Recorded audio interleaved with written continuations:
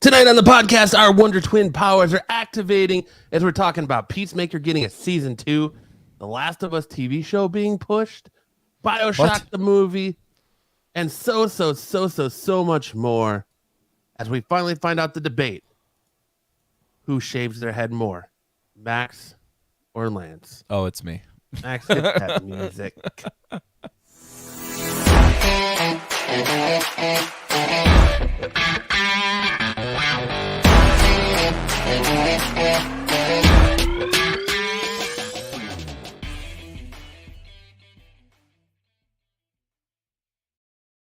Come all you freaks and geeks. It is Friday night in Phoenix, and you're locked into the best damn geek podcast.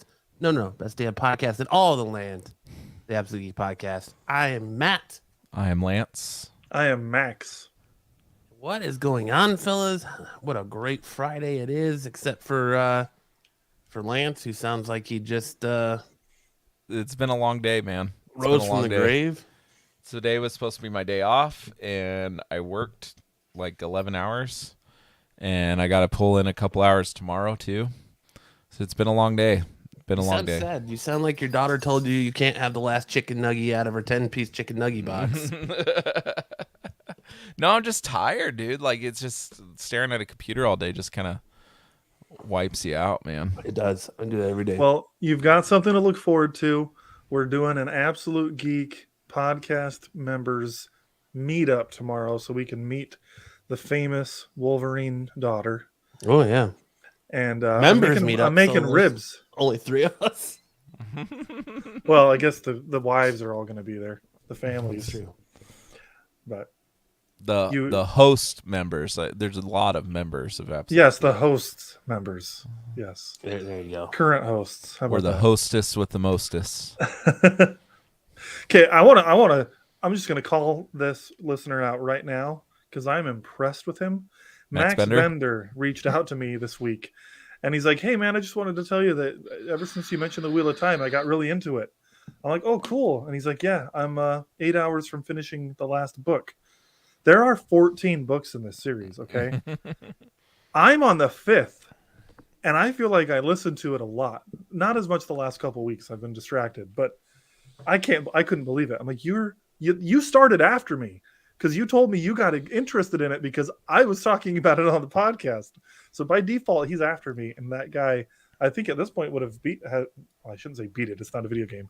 I think he's probably finished it by now. He's I'm a just speed reader. impressed. I am impressed. Yeah, shout out to Max Bender. He's a good dude. Yeah, he Real is. good dude. He said really nice things about our show with Max and I joining. I was very appreciative. Yeah. Because there's some days I wake up and I'm like, man, I'm a piece of shit. This show sucks with me in it. Have you ever seen that reel or TikTok thing where they say, "Oh, hello, I'm still a piece of garbage." Yeah.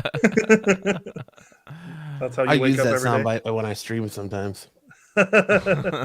Thanks for checking in. I'm still a piece of garbage. Mm-hmm. Yeah. It gets stuck in my head, man. I can't stop thinking about it. Dude, I want to talk about this Last of Us thing, so I can't wait till we get to that because I did not know that, and you said it in your intro, and now I'm a little pissed because I need more television. Well, there's more television out there for you, sir.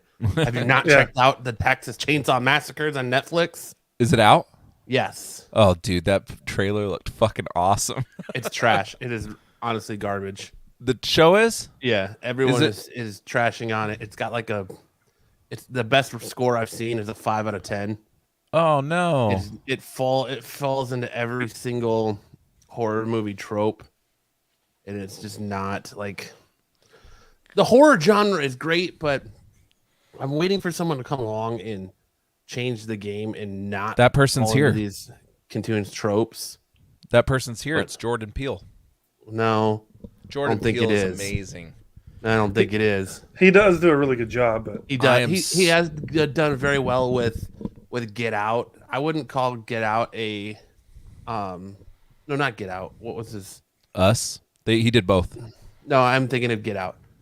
I wouldn't consider Get Out it was more of an uncomfortable movie than it was scary.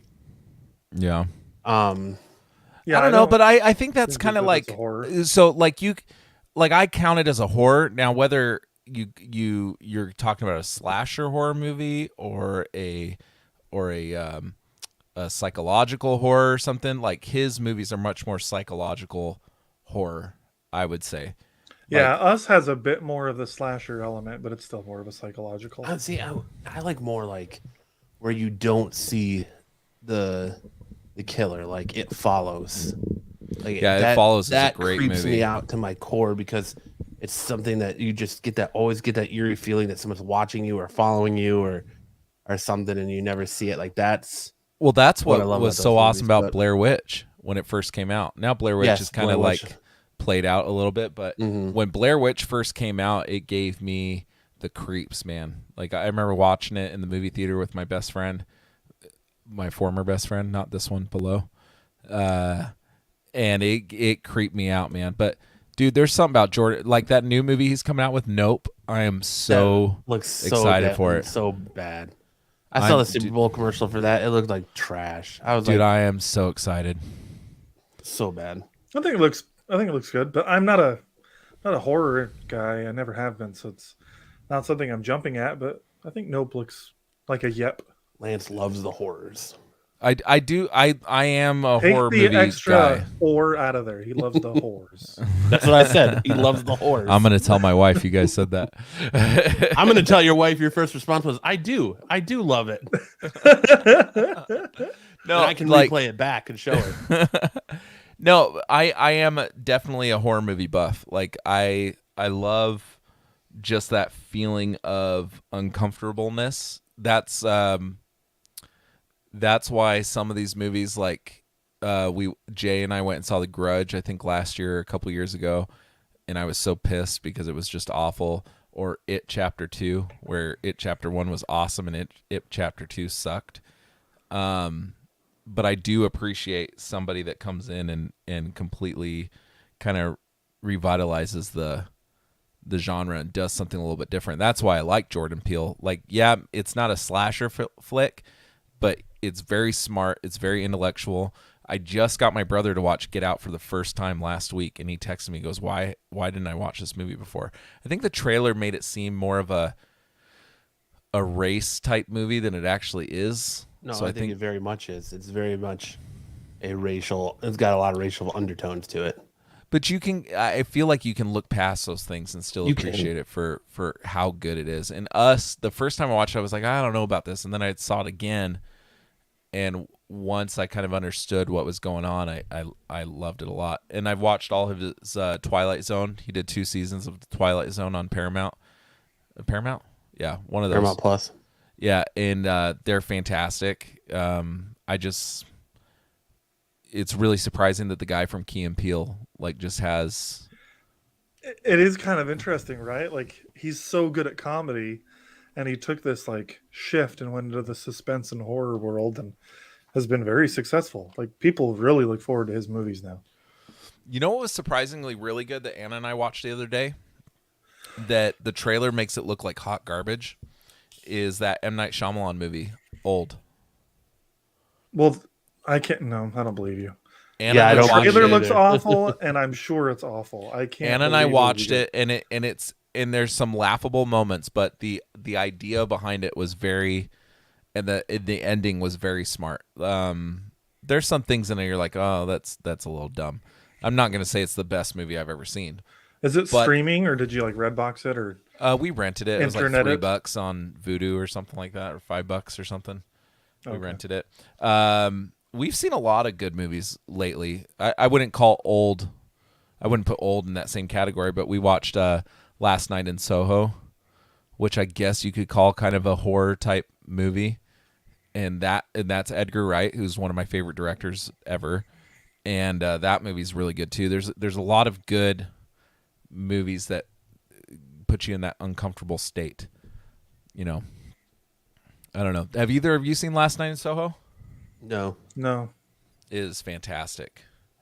I watched the best movie ever on Valentine's Day, Marry Me, with Owen Wilson and Jennifer Lopez. Oh, I forgot about that one. I'm On telling you, Peacock, run. I think. don't walk to your local theaters to see this movie. No, I'm just kidding. It's kind of the trailer kind of makes me think of it as like a romantic version of A Star Is Born. Is that right? No, it's more so it's just a story about two pop stars that are gonna get married, and they like make this song called "Marry Me" that they're gonna perform live in concert at their wedding, and he cheats on her, and so she says, "I'm gonna do something different than everyone else," and blah blah. And so it's kind of like that.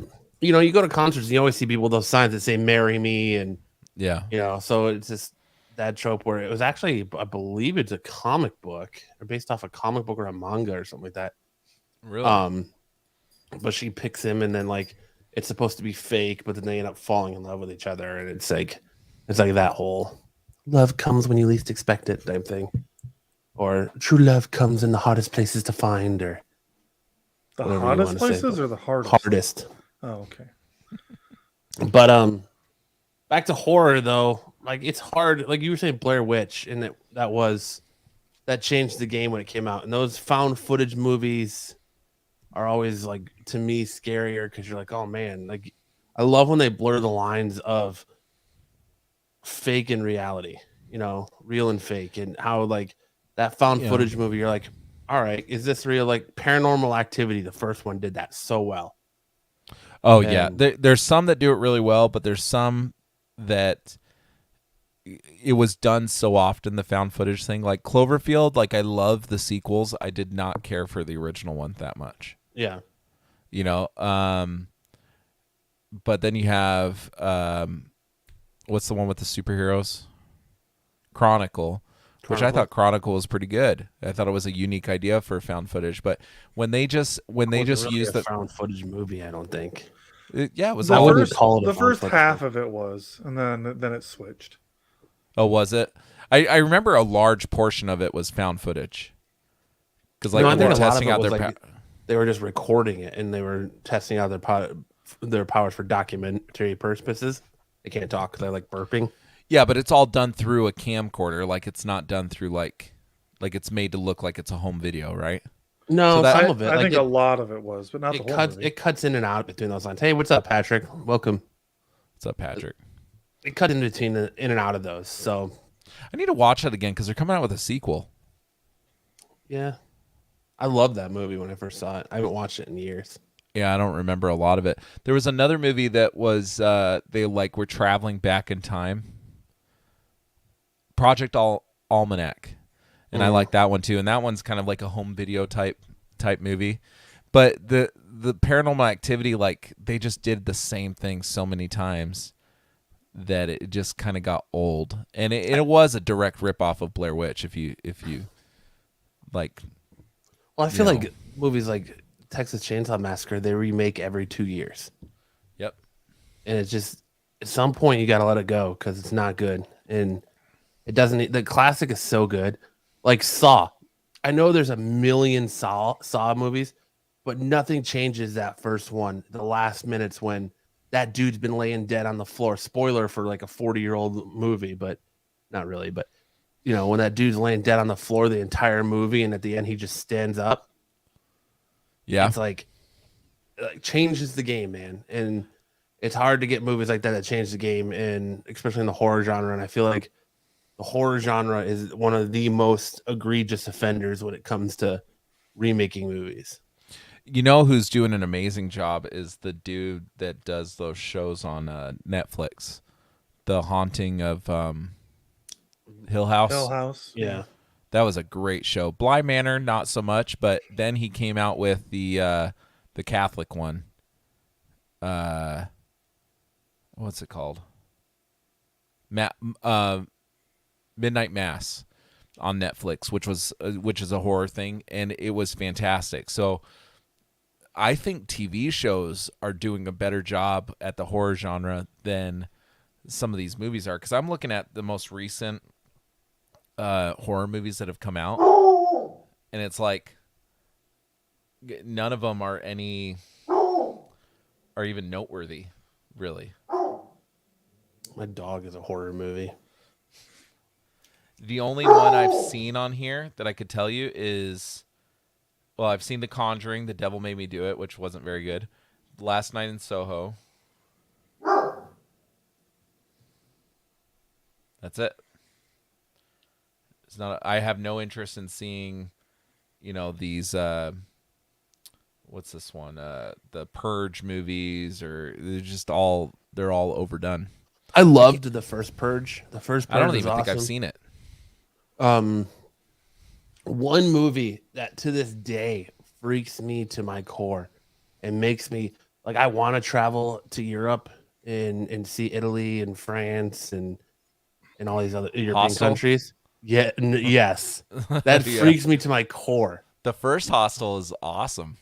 It is, but Yeah, it's Hostel still, 2 like, I don't think was that great. no, but it still like freaks me out. And like my sister's big into like RuPaul Drag Race, and she's like, "Oh, I'm going to LA this May for a drag con, and me and my friends are gonna go to stay in a hostel." I was like, "No, no, no, no, no, no, no, no, no, no, no. You don't want to do that." I was like, "I got one movie that'll make you change your mind." And my dad goes, "It's not like they're going to Europe." And I was like, "Oh God, he knows exactly what I'm talking about." But yeah, That's awesome. No, A24 does make some good horror movies, but I like more A24's like artistic stuff. Like, yeah, I still need to watch The Green Knight. like Ghost Stories. Me too. with, I bought it and I haven't watched it yet. You bought it? Yeah, it's on my Voodoo. Oh, that's Ghost good to know. Stories with Casey Affleck is really, really good, even though he doesn't like talk at all through the movie. Midsummer's a It's- horror movie, right? Yeah, and that's an Um, A24 one, yeah. I think. Yeah, that's I know That one Patrick, got a I lot of believe good it. reviews. I Midsommar believe was very it, well but reviewed. I think it won, And The Best Witch was Picture or also something really like well that. reviewed. right? Or was it nominated for Best Picture? I think so. Midsummer? but Yeah. A24 has done a lot of great movies. Mid-90s is still a great movie, but Oh no, I don't see a Oscar on here. Yeah, that's one that I'm surprised I hadn't seen because I love Florence Pugh. yeah, I don't know. I just haven't. I started to watch the new Texas Chainsaw Massacre, and I was like, "This is kind of getting lame," and I just was like, You stopped yourself there, huh? I did. This is kind of lame, and I'm not scared at all. And I was like, it's just regurgitating swill at this point. So Yeah. No, I agree with you. I get really frustrated when I went and saw The Grudge, or there was this other movie, Hereditary, or we saw that Guillermo del Toro one that was, I think it was called Mama or something like that. oh yeah, And they're just bad movies. And I think the best part of a horror movie is the ending. Like if they can wrap it up in one nice little bow that leaves you satisfied, but also like asking questions and stuff like that. Like the best horror movies do that, and Get Out and Us do that really well. That's why I'm excited for Nope, because Jordan Peele hasn't let me down so far. But like Hereditary just ends. Mama just ends. Like all these movies that just end without a smart conclusion. They're just Green Room's. Is that the one with Patrick Stewart? Is that Green Room? I need to watch that one. You're speaking a foreign language for me. I don't know. All right. The scariest movie I can think of is The Phantom Menace. I mean, every time Jar Jar comes on a screen, I'm just like, ugh. my God. Have you seen Don't Breathe, Matt? I have. Is it good? Um, Because they came out with a sequel. yeah, I like the first one a lot, but I don't know why they came out with a sequel to it. Yeah. The first one's good enough. I'm definitely going to watch Green Room now because Anton Yelchin's in it. Oh yeah, great little actor. It's too bad he passed away. That's sad. Okay, well, Gotta you make know what sure I your car's not in neutral when you check your mail, man. Is that what happened? Yeah, he got out of his Jeep to check his mail, and the car rolled back and pinned him against his fence. Oh, Yeah, horrible. Just Good absolutely PSA. horrible. very absolutely avoidable. Wow, that's sad. I Sure, didn't. your And I parking brakes think on. that there was a recall on the parking brakes for those Jeeps around that same time. So there was a big thing about that he could have had his parking brake on, but there was a recall on the brakes for the Jeep Cherokees.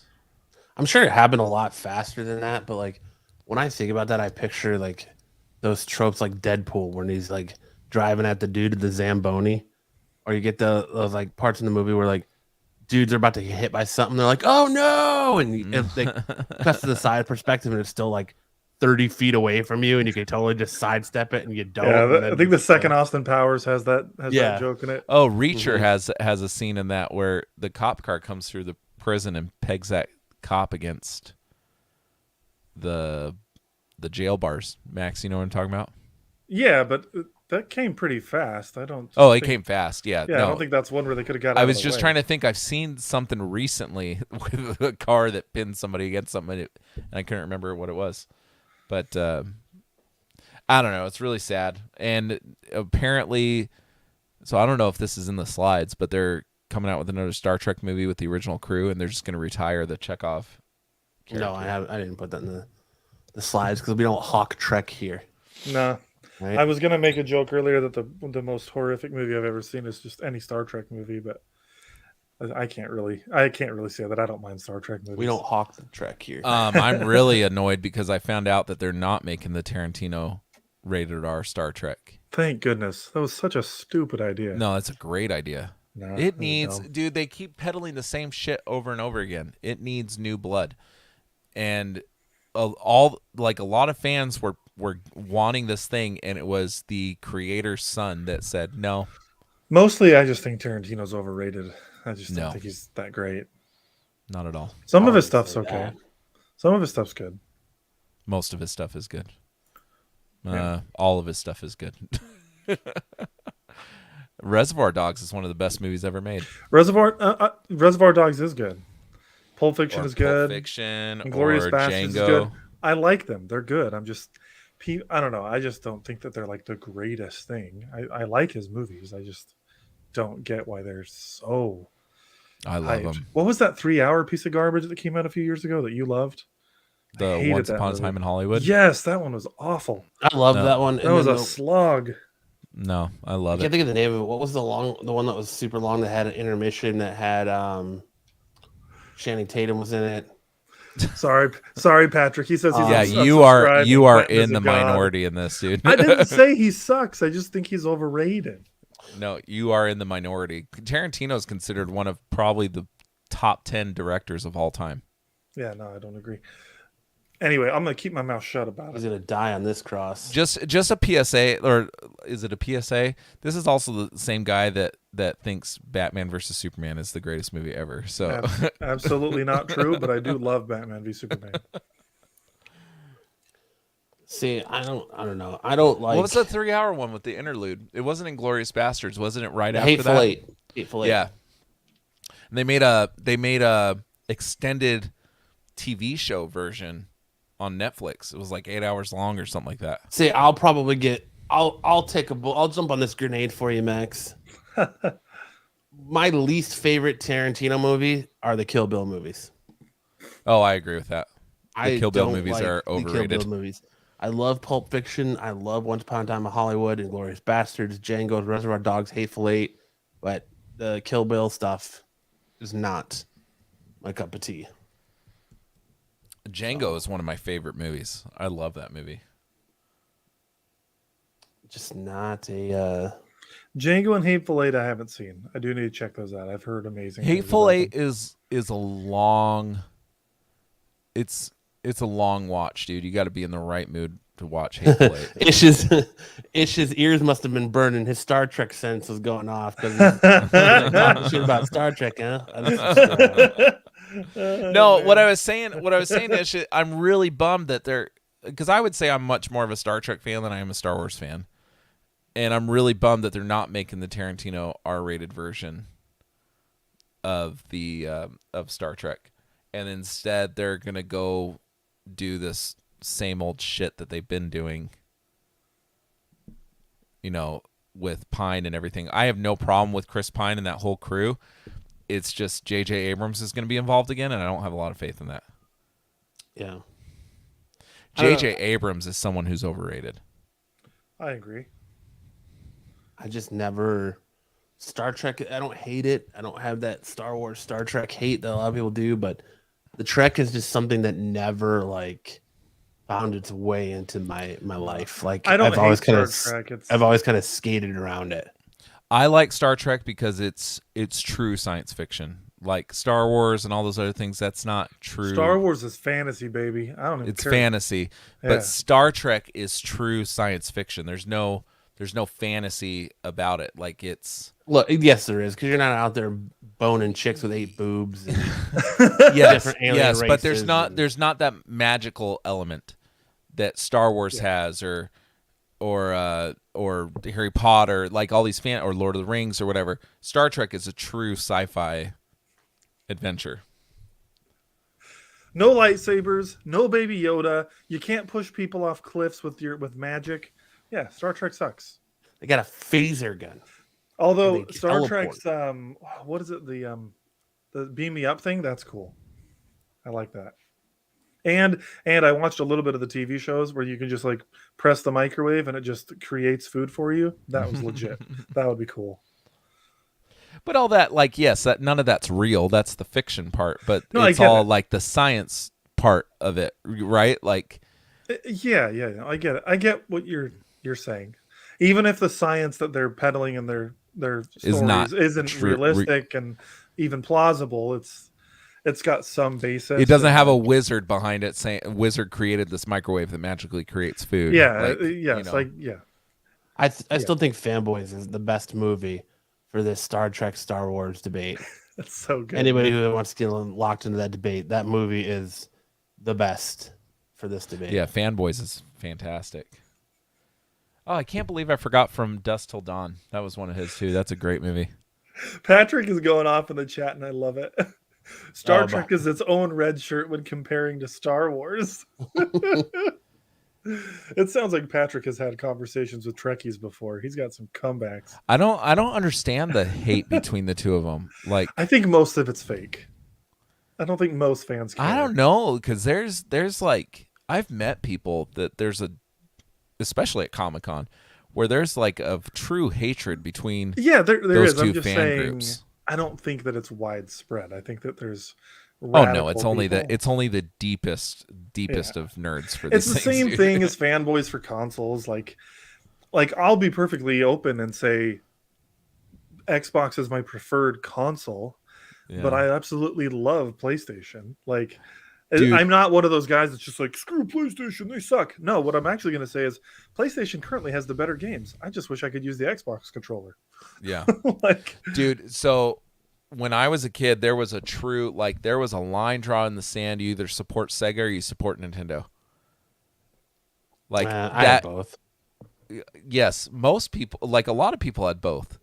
But dude, when you were out in public, it was, are you a Sega guy? I remember this, like at the elementary school. It was, the console wars was real back then. I mean, they did a fucking documentary on it. yeah, it's still real and it's stupid. I just imagine Nowhere near what Lance going Sega around Nintendo was. with cut-proof scissors. Going, Go on Twitter. you'll Sonic see. or Mario, Sonic or Mario, and if they answered wrong, he tried to like give him a paper cut or something with those scissors. Those child safe Your mom, are you scissors. talking about J.J. Abrams? No, he's talking about Quentin Tarantino. Oh no.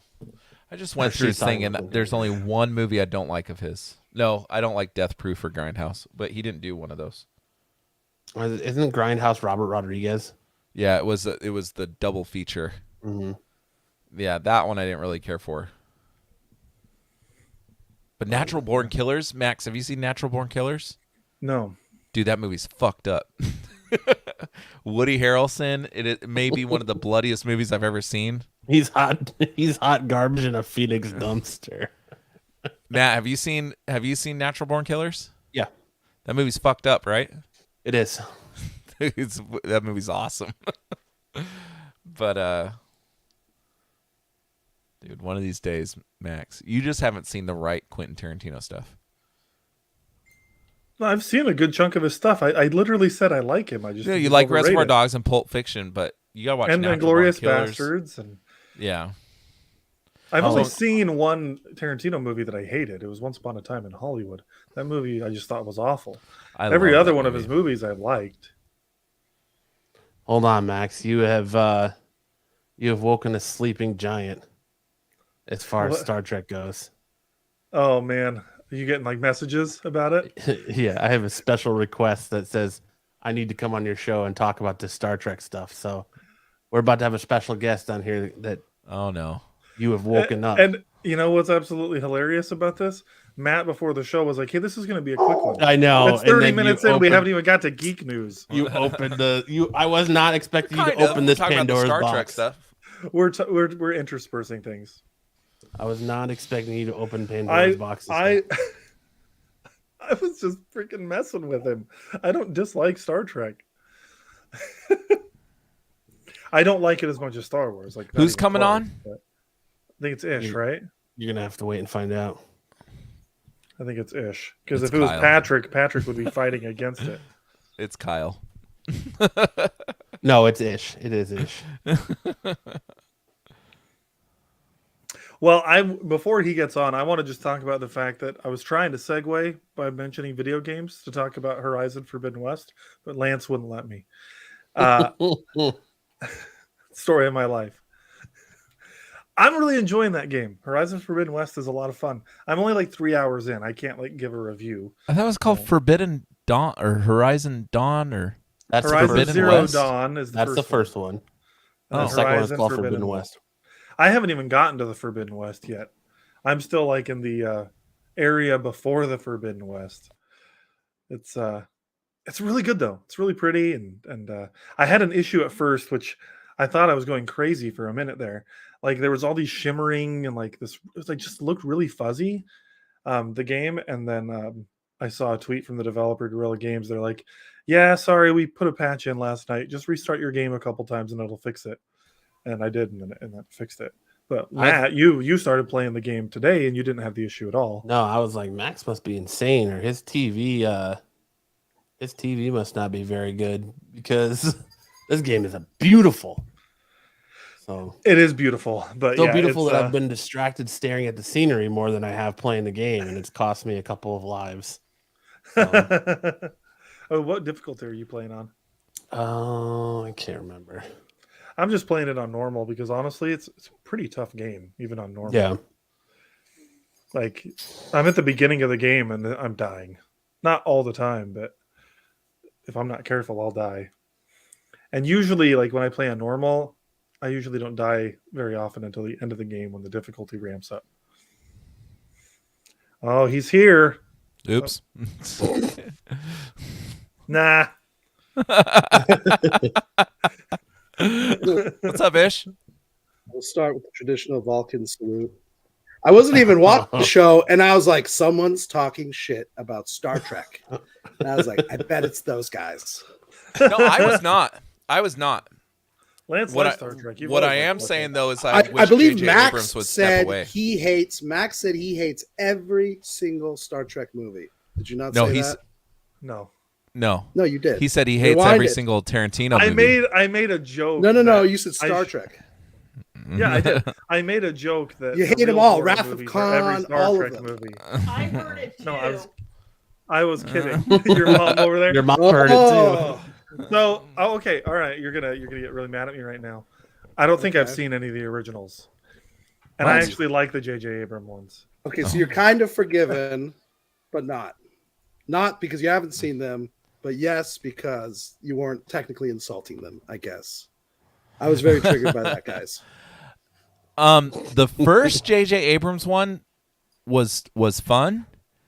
They're all and it gave me excitement for the future, but because they hadn't really it wasn't even Star Trek for so long. They eliminated everything that makes Star Trek, and they made just a pew pew action movie. You made a Star Wars movie.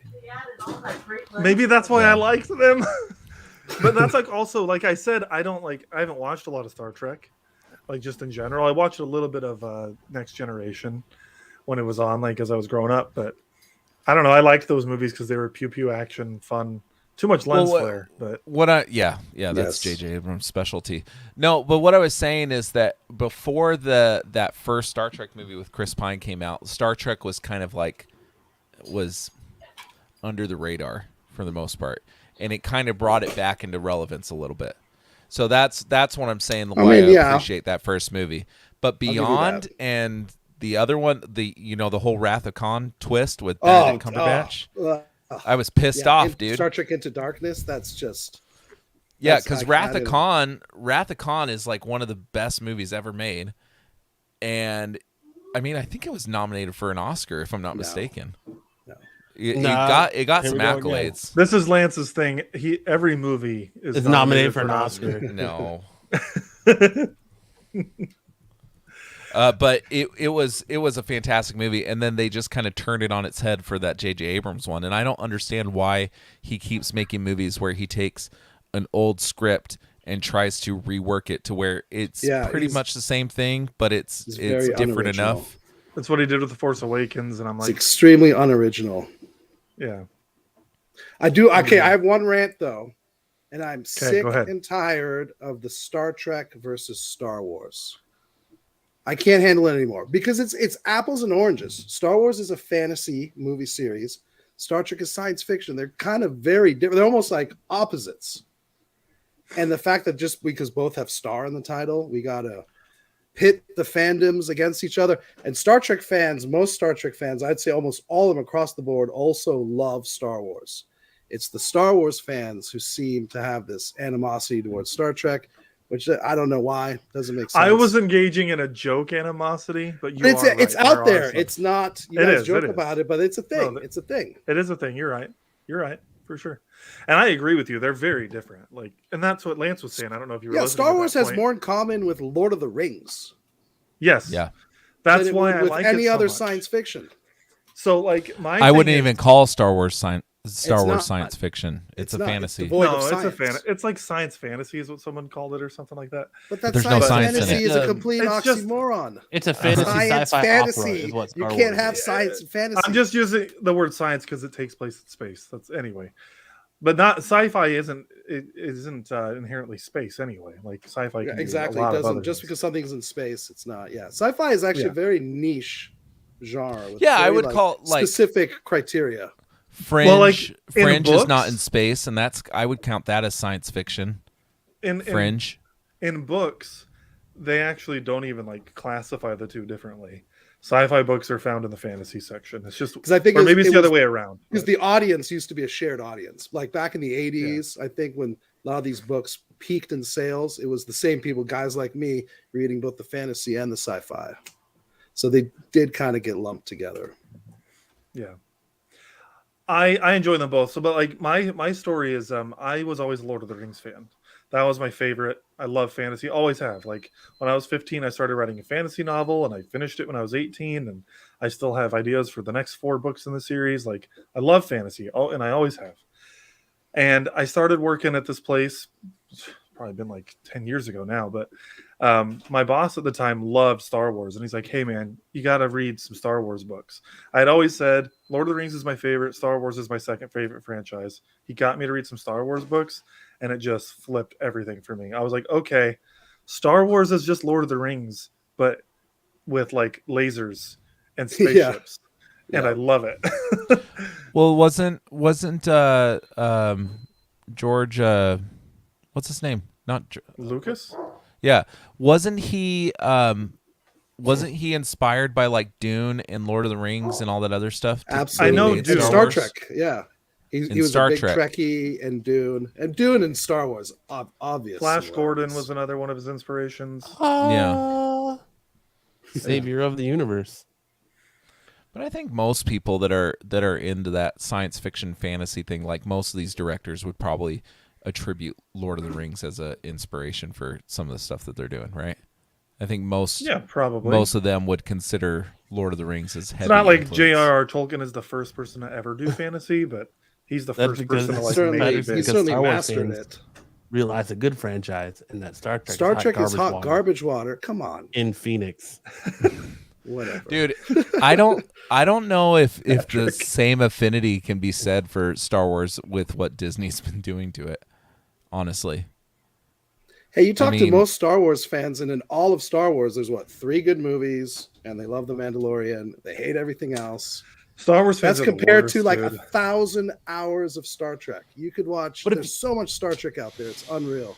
Someone who's on the outside of both franchises, like I like Star Wars. I haven't really dabbled with Star Trek. I mean, I watched some Next Generation, but I haven't really dove into the world of Star Trek. The fandom line is the same, man. If you watch it, like. People don't like the new trilogy of Star Wars. People don't like the J.J. Abrams Star Trek movies. The best thing that happened to Star Wars is The Mandalorian in years. The best thing to happen to Star Trek is that new, what is it, Discovery or whatever that's on Paramount Plus. You know, and is that the one with the chick from Walking Dead? Same trajectory. Yes. The movies are not liked, but the TV is. Right, and they're very much on the same path.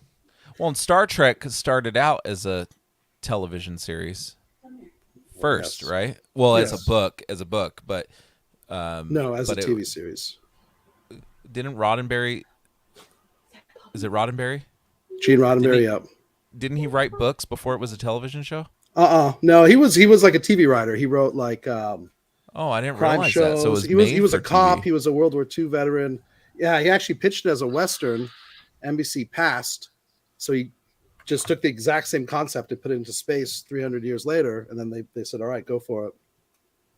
Interesting. All I know is... I just want to make a point. This is also one of my my thesis in college, that Star Trek technically is the most important TV show ever made, because it's the only show that actually had real life implications to the point of actual space travel, the space shuttle designs being named after Star Trek. People now today who are, big name astronauts, they say it was because I watched Star Trek. The flip phones, the iPads, the technology, so much of it has actually become real that that's the nature of science fiction, is sometimes the speculation. And Star Trek hit it so well in those 3 seasons that here we are, and it's enduring, and so much of science has been tied to it. No, and you're right. So no other fandom can say that. You want to know what makes Star Trek better than Star Wars? If there's an alien race out there, there's a good chance that James Tiberius Kirk has fucked it. Hey, I thought you guys were going to plug that thing in. Cute kid. He's like, no. Yeah, I mean, they've been trying to recreate Star Wars tech for years, and they just can't do it. Like, I always see something of someone trying to create some sort of lightsaber or something like that, and it's just not possible. Set your phasers to kill, ladies. Attila's here. They've created cloaking. They're working on teleportation stuff. Okay, so Ish, let me ask you this really quick while we're on the topic of like Star Trek. What do you think of the Orville? I watched 4 episodes of it at night. Not enough that I continued it. I watched the entire first season. I love it. And I could see, I'm not a big Seth MacFarlane fan at all, but I could see definitely he's a big Star Trek fan, and you can feel that in the show. But it just kind of felt too throwbacky. You know what I mean? There's so many people that they hate the modern Star Trek. I want it to feel like the old. And then the Orville felt like the old for me, and I was like, eh. You know what's funny? We were talking about Tarantino being overrated. Seth MacFarlane's overrated. Because really, like, he's done Family Guy, and all of his movies suck, except Ted. Yeah, I don't disagree there. I don't like his comedy other than Ted Family 2, Guy. and then that one Western one. The Western one was garbage. Yeah. Yeah, I like people the crapped Orville. all over that. The only reason I watched any of the Orville was because of Adrienne Padalecki. Is that her name? Yes, that is her name. She is gorgeous. Well, Ish, you know what? You've made me realize I need a new TV show to watch. Maybe it's time for me to start Star Trek Discovery. Ooh, I've got Paramount Plus. Well, maybe I'll throw that on while I'm. Are you watching Lower Decks, Ish? Oh, I love Lower Decks, but Lower Decks is a show. It's only truly works if you've actually seen all of Star Trek, because some of the jokes are like really, really deep cuts. Yeah, and I love that because it's like it's pandering to like the diehard of diehard fans. So I took a science fiction literature class in high school, was one of my literature classes for graduation, and my teacher was so lazy that we just watched Star Trek in every class. Star Trek and Nice. Twilight Zone. That's all we did. And then we'd have to write a report on it. Nice. It was the best class ever. You know, when Next Generation came out, it was at the time, and it held the record for a long time. It still might have the highest rated syndicated TV show of all time. Star Trek Discovery has twice as many viewers now on Paramount Plus. That's pretty impressive. I feel like this calls for a Comic-Con moment where we just have a Trek fan and a Star Wars fan. Someone dressed up as Kirk, someone dressed up as a Jedi. They just need to run and hug it out.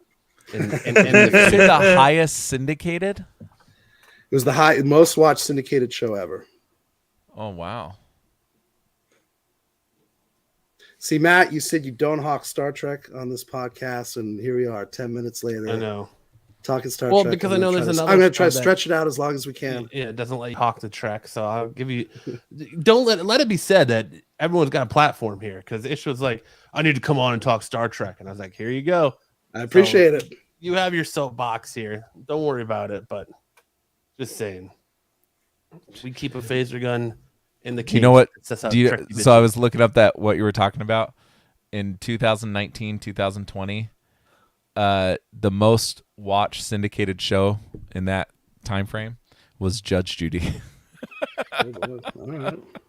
Good for her. You've A got this big weird Judge Judy. crush on Judy. Of course.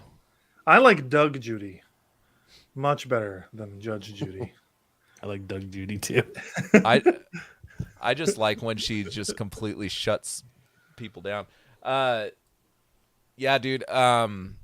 Paramount's pretty awesome, dude. They came out with a whole bunch of announcements that they're doing this in the next couple of years. They're coming out with the news. Well, I don't know if what we have in Geek News, so I don't want to say anything. Do we have any Paramount news in there, Matt? I don't think so. So they have a lot of Star Trek stuff coming out. Yeah, they just announced a bunch of Star Trek projects that are coming out. They already greenlit Sonic 3, and they're doing a live-action Knuckles TV show with Idris Elba. Crazy. They've already greenlit season 2 of Halo.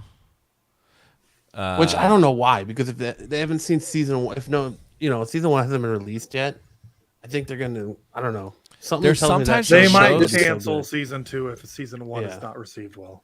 Or season 1 came up like way under budget way on time, and they had little left over, and they're like, go for it, do more. Well, sometimes Could be. like they just have so much faith in a show. Do you know what I mean? Like because Yeah. they're already and then they like double down on it. Yeah, like Yellowstone, or they spent so much money for the license that they can't afford to not make a season 2. There's a lot of things that go into it. But like Yellowstone came out, and Yellowstone's a big hit. They've greenlit like 4 spinoffs for it. They don't even know if the first one is going to work. It's not the first season of the first spinoff is not even completed, and there's 3 other ones in development or something ridiculous like that. The craziest along those lines is Netflix has greenlit 3 sequels to Knives Out for like $450 million. Like they really put the money down. They've spent so much money on it, That's they have to make bonkers. those movies now. Well, you get Daniel Craig and is it Kenneth Branagh that directs those? No, it's and the Last that Jedi Red director, Notice, Rian that Johnson. Red Notice movie has Oh, is got that who it is? sequels greenlit Yeah. too. Which one? Red Notice with The Rock and Ryan Reynolds and Gal Gadot. Oh, Yeah, Ryan Reynolds is becoming a Netflix That kind of bombed actor though, now. didn't it? I don't know what the Netflix views. I were, think but it had pretty it good bombed views. in theaters. Yeah, I don't know about theaters, but I'm pretty sure it had good viewers on. Well, there wasn't really much anything else out at the time either. But I don't think But- Netflix is a crap, because they'll go and make 8-picture deals with Adam Sandler and be like, oh, well, all you got to do is make 8 movies for us, and not even bat an eye at it. So And then, Well, and then they they have say so they much money haven't to turned just- a profit in a decade. yeah, Well, maybe spend your money elsewhere, I guess. right. Well, Quit my wife betting on a wants to dead watch horse that and new Sandler. Kevin James football movie. I've already watched it. It's kind of ridiculous. Is it out, or did you get an early screening? No, it's on Netflix. It's Kevin James as It's called Homefront or Home. Yeah, as Sean Payton. It's like him and Sean Payton the year he got suspended from the NFL for Bountygate. and he then goes has back to to go Texas to coach high his school son's football football team. team. Yeah. And Anna's like, "Oh, I want to see that." I was like, "You want to watch a football movie? All right, can't argue Kevin with that." James, man. Kevin James. I was gonna watch Yeah. it without her. I didn't think she would have any interest. Hey Let me guys, I'm tell going to you, jump Kevin out. James is Sean Payton. Ish. Super. It's always a Ish. pleasure, my friend. Great Thank having you you. so much for letting me come on and rant about stuff. Anytime, Ish. Anytime. Love you guys. I'm going to keep watching the show, but we're going to eat dinner and stuff. So All right, Sounds enjoy. good. Talk to you later. Enjoy. May the force be with you. Man, he came on here ready to fight you, Max. Yeah, he I- was. He was ready to give it to you, Max. He was upset with me. You got to be And I careful was with those completely jokes. kidding. Yes. I legitimately don't have an issue with Star Trek. It's not my There's- thing, but I Some didn't have realize said- that, but what he said is absolutely correct. Like he was talking about how it's the most influential TV show of all time because of what it's done for technology, and he's absolutely right. I mean, some of the things that we have today, they had on that show in the '60s. Literally, the idea of it, you know.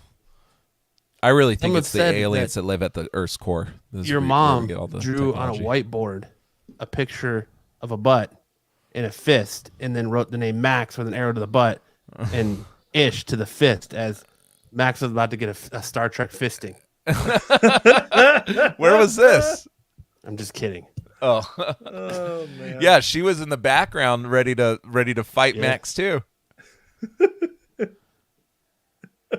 She was. She was like, I "Let me at poked him. I Let poked me a at him." mighty You poked the bear, and I have All right. respect for Ish, so I had to Good back down conversation very on Star quickly. Trek. Who would have fucking thought of that? Let's get into some geek news. That was an hour. We talked about Star Trek and Star Wars for an hour. Good We stuff. talked about a lot of other things before that. It was mostly Star Trek and Star Wars. Wonder Twins. Yes, Wonder Twins powers activate as Warner Brothers is optioning a Wonder Twins movie for HBO Max. The success of Peacemaker has just got them. It seems like they're willing to option any property to try and turn into an HBO Max TV show. And I'm a little skeptical on how Wonder Twins is going to work, but also a little intrigued to see how Wonder Twins is going to work. Because, there's always that, you go to a Family Guy, that joke of form of Sasha's bathwater or something, it's like, who knows I just how find this it. show's going to work. I just find it funny that this is the project that, like, there's so many other things that I think people would just go ape shit over. The Wonder Twins is not the top of my mind. Yeah. Like a rated R Batman series, like I think people will go ape shit over. I mean, but the person they've got writing it, he's written such winners as Due Date, Project X, Spy Guys, Due Date We're is the Millers. fantastic. We're the Millers, and Rampage. Oh, Rampage is not good. He also worked on Scoob, and then he also worked on Black Adam. So That's worrisome Due for Date. Black Adam. Due Date is fantastic. We're the Millers is fantastic. I love both of those movies. Scoob was terrible. That was one of the Yeah, worst. Scoob movies wasn't I've very seen. good. So HBO bad. Wonder Twins, that shit better be R-rated. Well, right? You didn't like Scoob? No, it was terrible. You were on our show when we talked about it on Couch Crunchers, weren't you, Matt? No, I was criticizing you from the Trying to say why are you talking about the this kids chat movie saying for 2 why is there a hours? bunch of 30-year-old men talking about a kids TV show? But you can't. I've always said, it's fun to watch those movies, but us as adults have no business reviewing kids movies because we're not that target audience. We're not who those movies are made for. Yeah, but they are trying to bank on the nostalgic factor. That's why Yes, they're but- making movies. So they are kind of geared towards us, but geared towards us with kids. So they're trying to bank on our nostalgia, and they're trying to bank on the kids, want to watch cartoons. So I think it moves over across that line a little bit more than you'd like to think. You know what I mean? Like, there's a reason why Ninja Turtles did not do well commercially, the Michael Bay movies. Is because, yes, it was made for like preteens and kids and stuff, but the people with the money in their hand are people like me, Well, Max, you. A lot of that genre too goes to where it's focused at. The Turtles is a property that was massive when we were kids, so of course the adults are going to be more inclined to watch it than the kids. But Scoob, the same thing. It's targeted at Scooby-Doo fans, but still, like, there's just things in kids movies that we as 30-year-old men have no business. I agree. There's Talking things about. that just kind of go, although these Disney movies that are coming out are pretty damn good, dude. Like, I'm not gonna lie. Like, I don't know what you forget guys that- are talking about. I think it's perfectly reasonable of me to review the new Mickey Mouse Clubhouse show. Okay, Listen, all I why want to know can't is I talk about it? every time I hear somebody say we don't talk about Bruno, I want to shoot him with a pellet gun. I agree with you. The annoying thing about any time a Disney musical comes out is the music just gets overplayed. Do you know it's that Disney has only had 2 #1 debut songs in their entire history of a movie Let It studio. Go and then don't talk about Nope, Bruno? not Let It Go. Surprised. It's A Whole New World from Aladdin and this Okay. song. A Whole New World is a great song, so I'm okay with It's that. ridiculous. Like, we were going somewhere the other day, and I turned on the radio, and they playing the "We Don't Talk About Bruno" song on the radio, and Aaron's like, "They're playing this song on the radio? Why?" Because people are listening Because to people it. love it. Mm. They love it. I've got coworkers that can't stop talking about the Encanto soundtrack. And I'm like, I liked it, but it's not something I want to go back and like re-listen to. And see, I didn't even think Encanto was that good of a movie. I loved it. It's not. I a liked good it a movie lot. because- It spoke to my, like, I related to it so much because a lot of those traditions that they're doing in that movie is what my family did when I was a kid. Well, that's fine, but So it just spoke to kinda me ends. personally. Like it feels like they build up this conflict and it just kind of ends. Yeah, I'm not saying it's the And it greatest. feels like nothing has been really resolved. Like the house rebuilt itself. She finds out that she's like the spirit of the house, and it's just like it ends. It's not my favorite. Like Coco is much better than this one. Like Coco's phenomenal, but it was cool to see a lot of things that I hadn't seen on screen with my family's heritage and our culture on screen. And they're not even Argentinian. They're Lance is from Argentina and Canto is from Colombia. what I was about to say, Sam. So thanks. It's Latino culture. So it's essentially what it is. Like no, not Mexican. But it was cool to see like how the grandmother was, because that's exactly how my grandmother was. It was just cool to see those things on screen. And I felt the same way with Coco, which is about the Mexican culture, not Argentinian, so still I know the difference. And it was cool to see some of those things on screen as well, that things that my family did when we were younger. So I don't know. I appreciate those movies. Yeah, I liked it for the culture too. And I'm not like, you're actually of Argentine descent, like pretty close. I mean, your dad literally was born there. Mm-hmm. I don't have any of that. I'm European white guy as far as it can go. But I served a mission for my church in Brazil and lived there a couple of years and just grew to love that culture. So I get it. Like watching Coco, the Mexican culture and Brazilian culture are very different. Like they're different, but there's similarities just in Latin culture. And I was getting those same vibes when I was watching Encanto. So I totally get it. I love the culture of it. I think it's really cool. Yeah, most Latino cultures have things that cross over.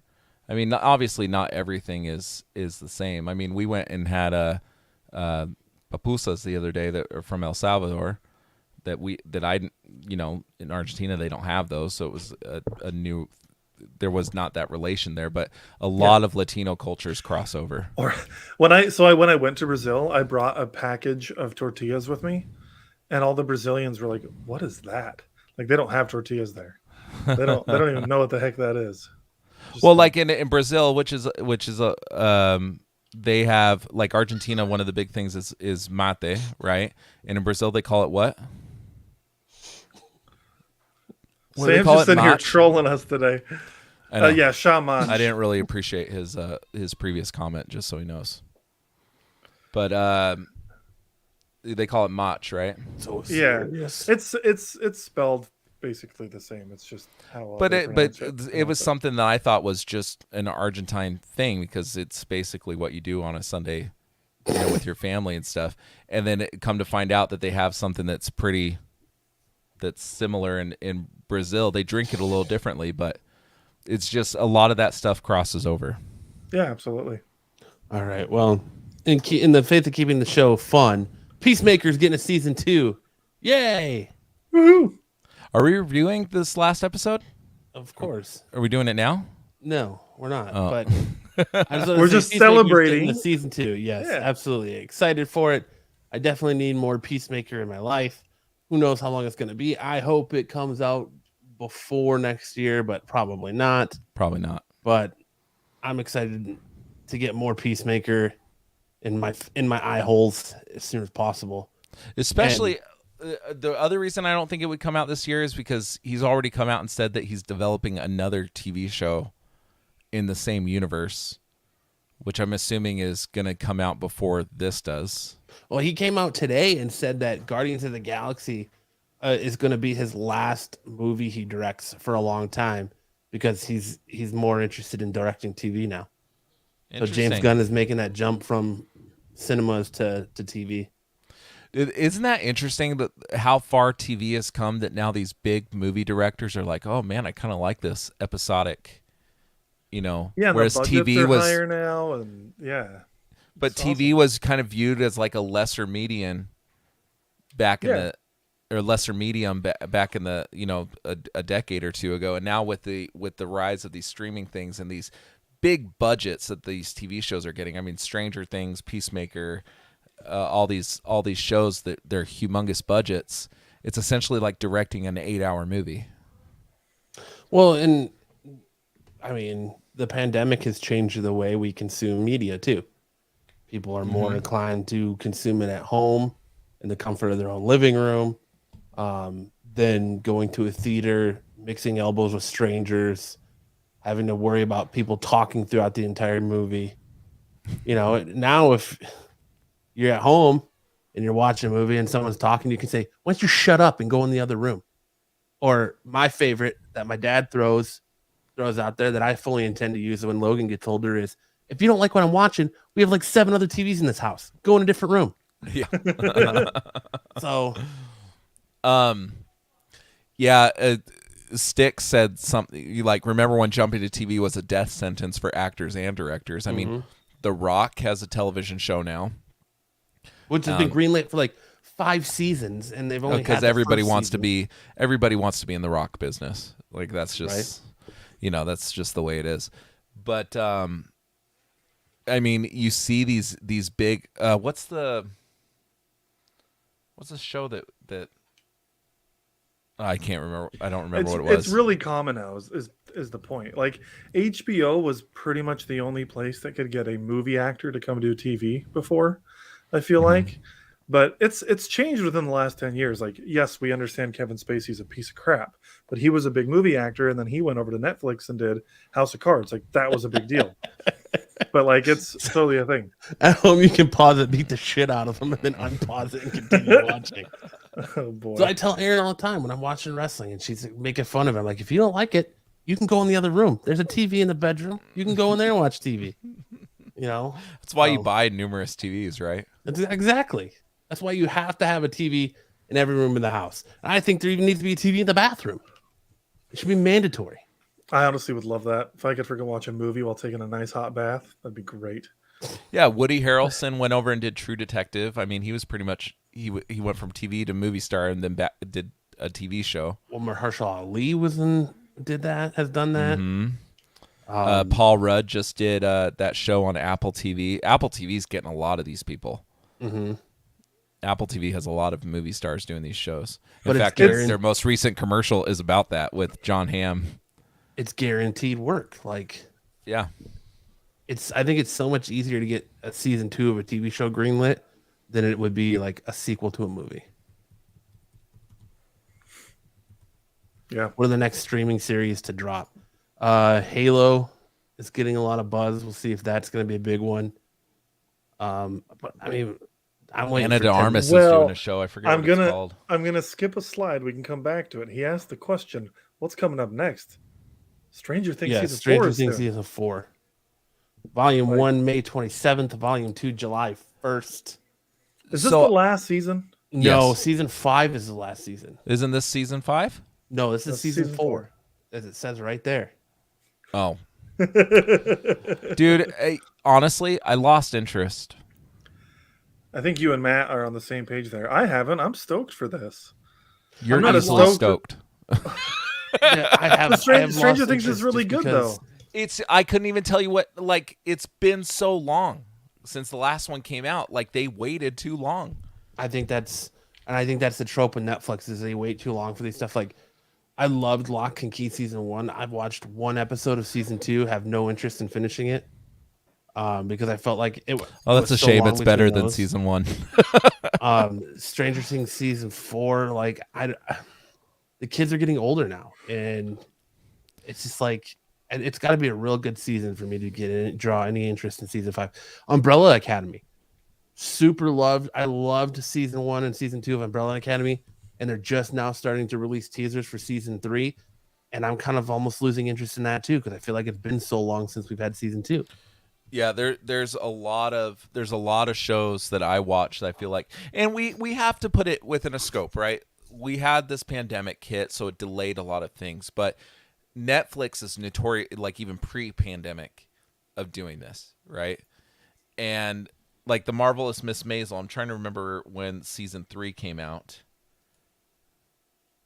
but I feel like I've been waiting forever for the new season to come out. It's finally dropping. Yeah, so Yeah. season 3 dropped in 2019. Now season 4 is dropping in 2022. Yeah, it's way too long of a gap. Like, I can agree there. It doesn't change the fact that I'm excited. I would have been more excited had this dropped previously. I'm shocked it took so long. Like 2019, that's how long movies take to release. In between, not TV shows. It's Well, I crazy. think the other problem with this stuff is that we have become, when it comes to this kind of stuff, we have in short attention spans because it feels like something new and interesting is being announced every other week on these streaming services. So like you got to kind of keep up with that stuff. And there's just been so much, like, you already hear that Ted Lasso season 2 just ended. They've already started shooting season 3. That's the And- way it should be done. right. Yeah. When it's And so- over, you start shooting it again. I don't know. Yeah, Here's I mean, what- it's Go ahead. hold go on. ahead. I was gonna say there's just so much content coming out that if you want to stay relevant and keep those numbers, you have to constantly keep your product out in people's faces some way, somehow. And I feel like Stranger Things failed at doing that. Just like I feel like Lock and Key failed at doing that. Just like I feel Umbrella Academy is kind of failing at doing that. Well, and here's my thing with Netflix, because I feel like some of these other streaming services, like you were talking about, Ted Lasso has already started filming. I feel like these other streaming services aren't coming out with so much content, right? That they can they're putting out more quality than quantity. I feel like Netflix has a quantity over quality Issue. approach. Oh yeah. Because there's a lot of like bad stuff that's come out recently on Netflix. There's things that I've turned off because they're just unwatchable. Maybe like I think where they should be focusing is getting better stuff out instead of just giving Kevin James his 17th movie. It's every Yeah, Friday so- they have something new come out, and it's impossible to watch it all for one. Well, one of the huge issues with Stranger Things is when it first came out in 2014, I think, or 2015 or something like that. When it first came out, it was this big old 80s nostalgia kick. The 80s nostalgia kick is starting to go away because it's been so long that now the 90s nostalgia is starting to be the thing. Oh yeah, we just had Dr. Dre and Eminem come out and play the Super Bowl halftime show. What do you think Yeah, that I'm was? It was 90s nostalgia. Yeah, absolutely. So that's what I'm saying. Like, we've been going through these trends of we got to tap into nostalgia, and we're already getting into a new decade of it. So they need to wrap the show up, especially because the kids are getting older. They're like probably in their 20s now at this point. Yeah, how So, old is it's- Finn Wolfhard? I think they're only 17. Well, I think 11 is only like 17. okay. But let me. It's still. I mean, Yeah, Finn Wolfhard is 19. you got to keep the interest engaged there, and so You just grabbed this from my Facebook post. yeah, It works. it does. What's going on? So this is the new poster for Doctor Strange and the Multiverse of Madness. Yeah, we got our second trailer for Doctor Strange and the Multiverse of Madness during the Super Bowl. And there's a lot going on in this movie. There's a lot of Easter eggs in this poster. A lot of people are saying that this little shard of glass is showing this exact Deadpool picture with him putting his finger over his lips. I think it's trolling. I don't think he's in the movie. He may be. I think he is.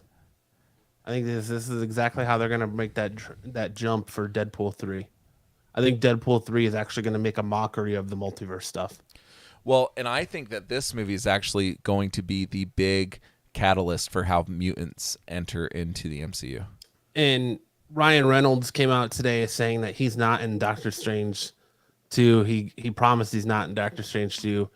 But I think it's a trope. I think it's a trick. And he's Andrew Garfield said not, the same thing. Well, but he's saying he's not in Doctor Strange, meaning Ryan Reynolds.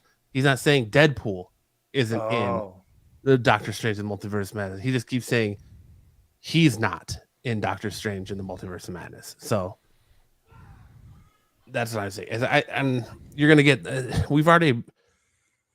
I don't know, man. The trailer ruins it because you're gonna get the Illuminati. You already know it. You're gonna get the Marvel version of the Illuminati. Yeah, I wish Patrick they would have Stewart's- kept that Patrick Stewart thing closer to the chest. You hear Patrick Stewart's voice, and it's not. This isn't a Hawkeye. Isn't it D'Onofrio situation? It's clearly Patrick Stewart. Like that voice. Yeah, it's very clear.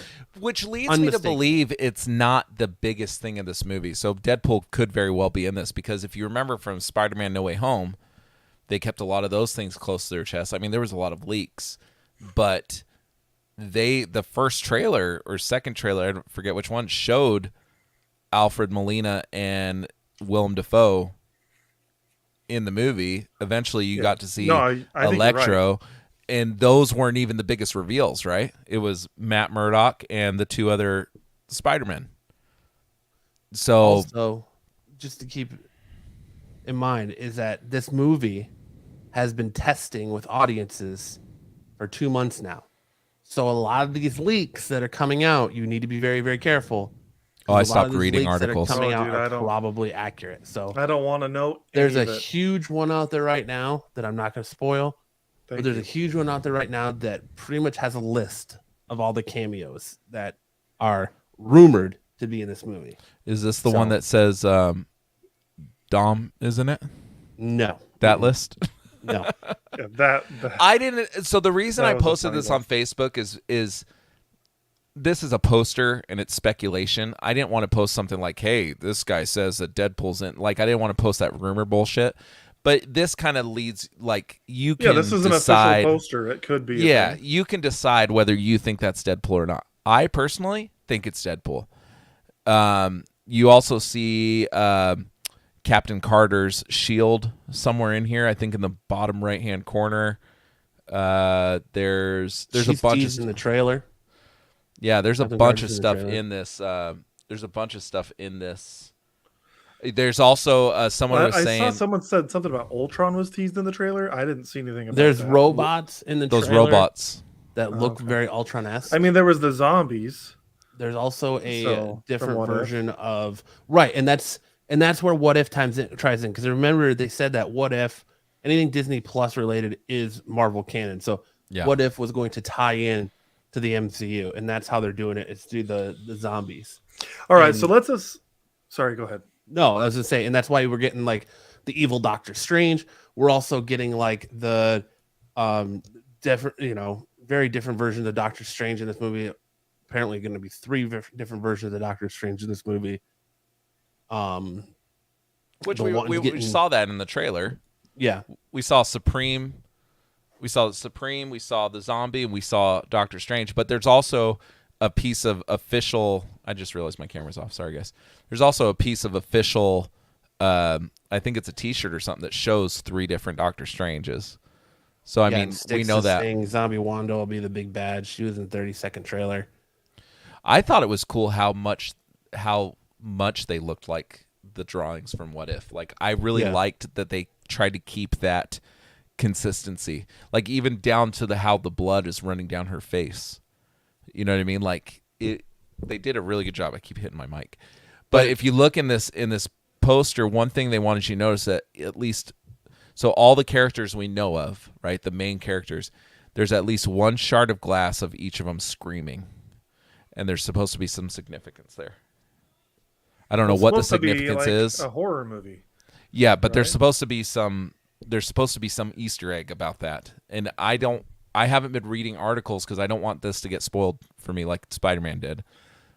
So I don't know what the significance is, but I did read a headline about the screaming shards of glass. Well, there's also been articles written from that apparently in board meetings they've said that they want to use this movie to bring back characters that have since been killed in the MCU, so they continue doing stories with them, but different versions of them. And that's where you're getting the whole Tom Cruise is Tony Stark stuff coming from. See that I'm okay with. I don't just bring in Black Widow, and I mean I don't know, maybe they will. Well, but Black Widow, we know that a version of Black Widow exists because of What If. Yeah, we know that. I just let characters die. It's okay. I didn't like in the Arrowverse how they did that. Once the multiverse got opened up and they brought in Black Canary and it's like this evil version, it was just annoying. And then they kept doing it. Every character that died, there was an alternate version of them, and it was just. I think there is one thing to be said is that Marvel is a bit more artistic when it comes to that stuff than the CW is. So hopefully it's done better. Money.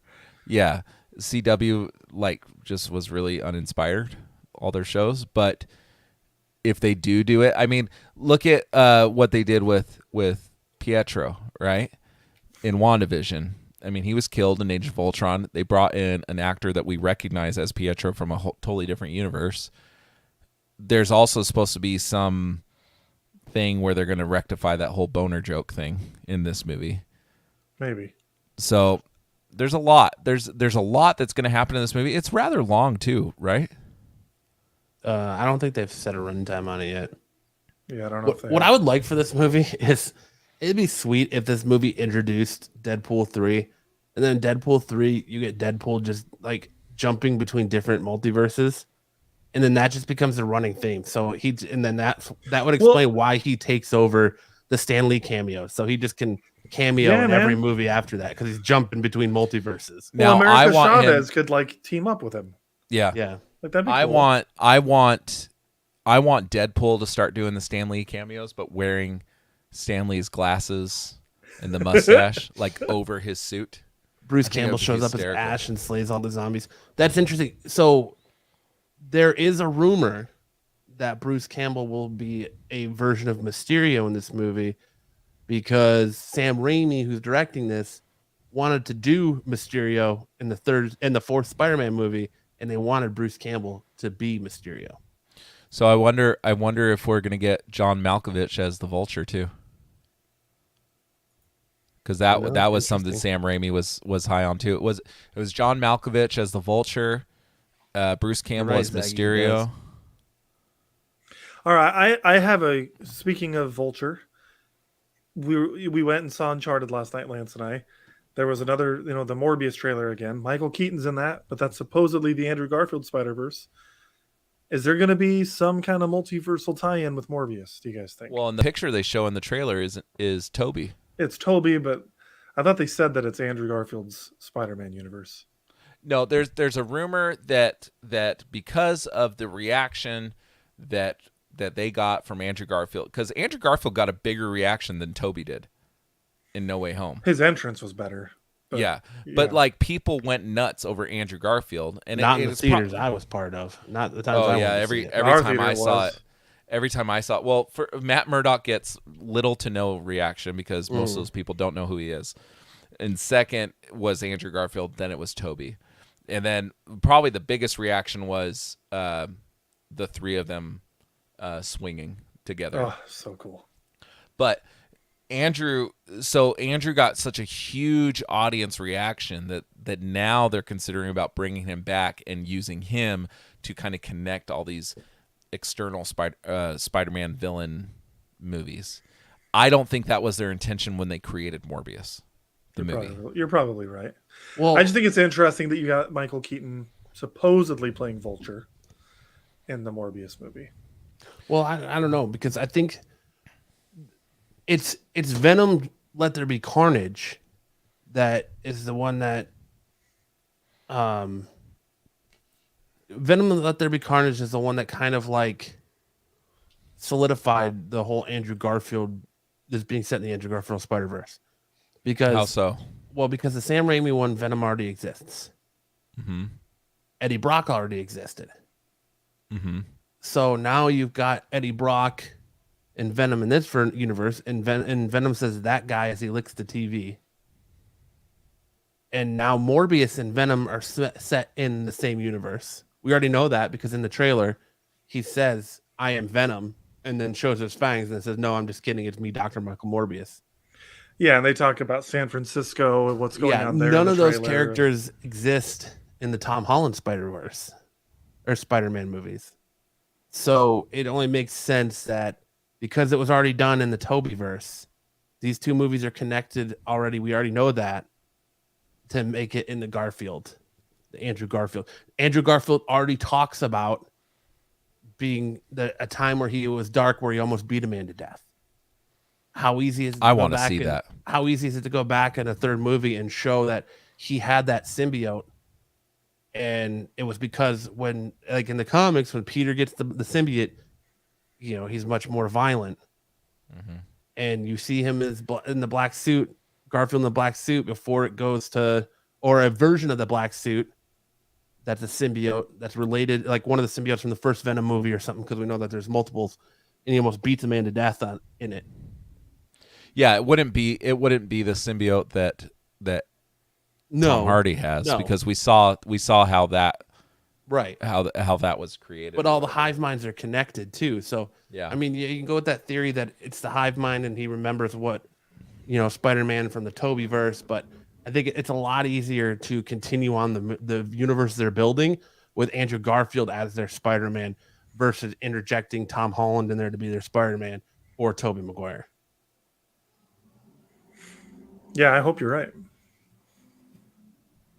Yeah, well, and it's interesting too because Tobey, they did an interview of the three of them together, and he flat out implied that his version of Spider-Man's not over too.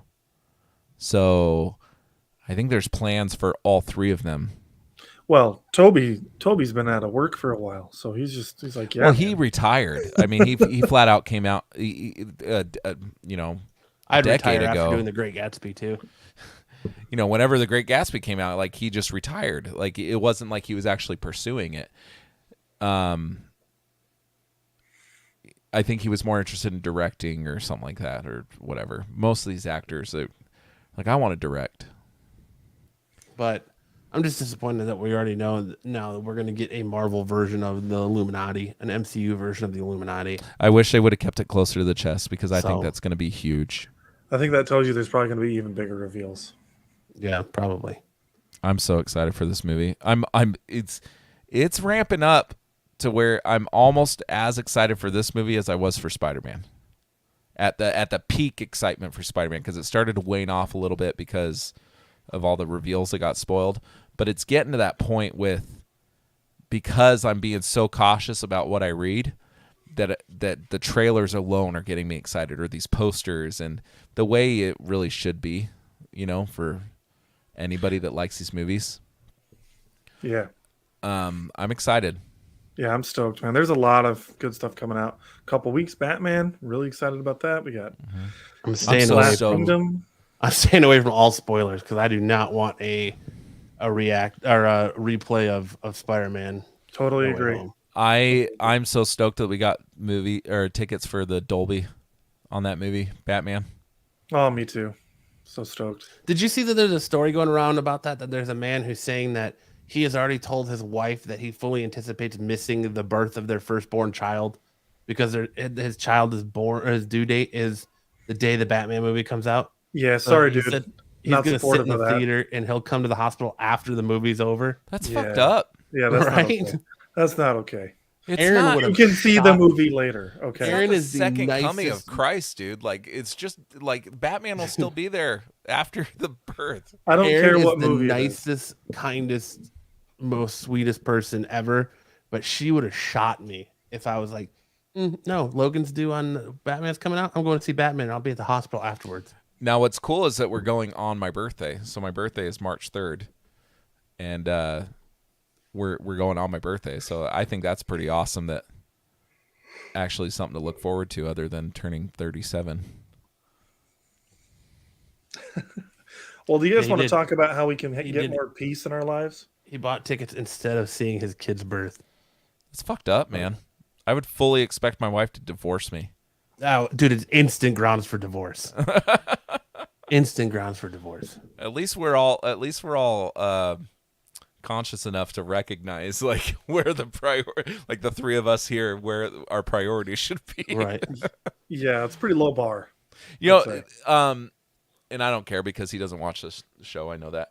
But I had a boss, a previous job, that there was an event that was happening like in Texas or something like that, and it was right around the due date for my second son, or no, my second kid. And he wanted me to go on this trip, and I said, "No, dude, it's too close to the due date." He was like, "Oh, you're fine. Like, come." And I was like, "No, I can't." And he got really pissed that I wasn't going on this trip for this event. You and your mom have the same birthday. Oh yeah? Well, happy birthday. Early birthday. But he got pissed that you weren't going to that event. Sorry, I didn't mean to interrupt you. No, it's all good. He got pissed that I wasn't going to the event, and I stayed here to witness the birth of my child. How dare you? How dare you? Oh, I'm and sorry. then we he only work gave me to get paid. then he only gave me like 5 days off of work for maternity, Oh, I mean, it's the second and they were kid, unpaid. though. They were unpaid. It's the second kid, so all the novelty's worn off, right? I guess it was a good thing I was there because there was complications with that one. He was almost born in the parking lot of the hospital. I remember that. It was like crazy emergency. Mm-hmm. Is it because you were going 105 miles an hour? No, what had happened? My mom actually. I was at work, and my mom actually picked up my wife to take, because my wife waited too long to take her to the hospital. And while they're trying to find a parking space, she was about to start crowning. That was a Talladega Nights joke. Probably went over your head. I haven't seen that movie in a long time. I don't even know if I would have recognized it if I actually caught what you said. Well, because it's like the start of the movie, and she's giving birth to him in the back of the head in the car, and he's like, "I hit 105 miles an hour," and she's like, "Reese, the baby's coming." He's like, "Hold on to something," and he hits the brakes, and like then you hear the baby. Oh, I crying do as it remember squirts that. out. I do remember that, dude. All I remember from that movie is, "Thank baby Jesus." If you're not first, you're last. Yeah, or I'm all shake hyped up on and Mountain bake. Dew. There's a lot of great lines from that. But yeah, let's talk a little Peacemaker, the final episode of Peacemaker. I loved it so much. It's for me. I was like, ended it so well. Yeah, I loved it because I think it humanizes him a little bit, doesn't it? Yeah, yes, it does. Because I think prior, like you see in Suicide Squad, where he makes the decision to back the government over doing what's right, to with the thumb drive or hard drive or whatever. Mm-hmm. And I think that the result of this, his decision at the end of this, is completely contrary to how he made decisions in Suicide Squad. So it shows his growth as a human being. Wouldn't you agree? I believe so. I think his team and him having a team around him kind of humanized him, and they've all kind of affected him in different ways. Like Adebayo has had a big effect on him. I think like the most powerful moment in this episode is when Diebeard is pretending to be a butterfly, and he explains why his beard is two different colors. Oh yeah, that was I kind of felt for him a little bit. Yeah, and I think he kind of like hit him in that like moral spot that he I'm has. still here. But yeah, the just to make the choice of letting people choose free will and to make their own choices versus being, overrun and having an alien overlord make your choices for you I loved it. in the name of peace was very interesting and intriguing. I loved it because if he would have helped him, that probably would have been more. That probably would have been a better route towards peace, right? Which is supposed to be his whole mantra. It probably would have been a better route towards peace to help the butterflies out. And instead, he put his faith in human beings, which I don't think he would have done that before this team was put around him. But did he do? Because it's interesting that butterfly, I can't think of its name right now, is still alive. It shows up at his house and he feeds it again. Oh, not for long, because you could tell he didn't have much of that goop left. Yeah, but there's also cases of that goop where he can still get it to feed the one butterfly versus the Goff. Thank you, Bass. Goff is still alive and he's still taking care of it, and he can still get some of that goop. They just killed the cow. Yeah. But Caterpillar or whatever. But I thought like this was the best episode yet for Economos. Yeah, everybody had growth in this, right? I mean, except for Vigilante. Well, Vigilante is stunted. He's just a dick, man. Dude, he's not a dick. I don't think he's a dick. I wouldn't use that word to classify him. Can I we think say he's bravo for Vigilante though? Because this dude gets shot, gets blown up, gets shot again, and he just walks in like, "Hey guys, what's up?" And Harcourt gets shot and like almost killed, and she's down. And Vigilante's just like, he gets peppered and he's still going. I could argue that Vigilante, I can't say it, is borderline autistic. And I think that speaks. So that's why I hesitate to call him a dick. I think he's just clueless. Does that make sense? Yeah, I guess it just depends on your definition. You can be a dick and be clueless. Yeah, if people understand you're clueless, they're just not going to get mad at you for being a jerk. Okay.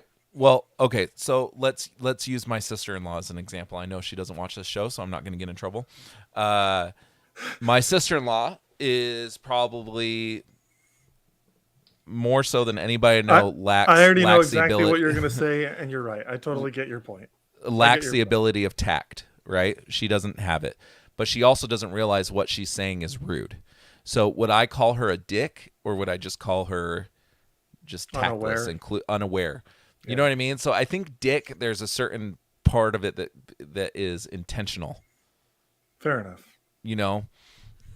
Fair enough. So, but I do think he's mentally. Sorry. So when I went to P, did you guys talk about the fish fucking? No, we didn't.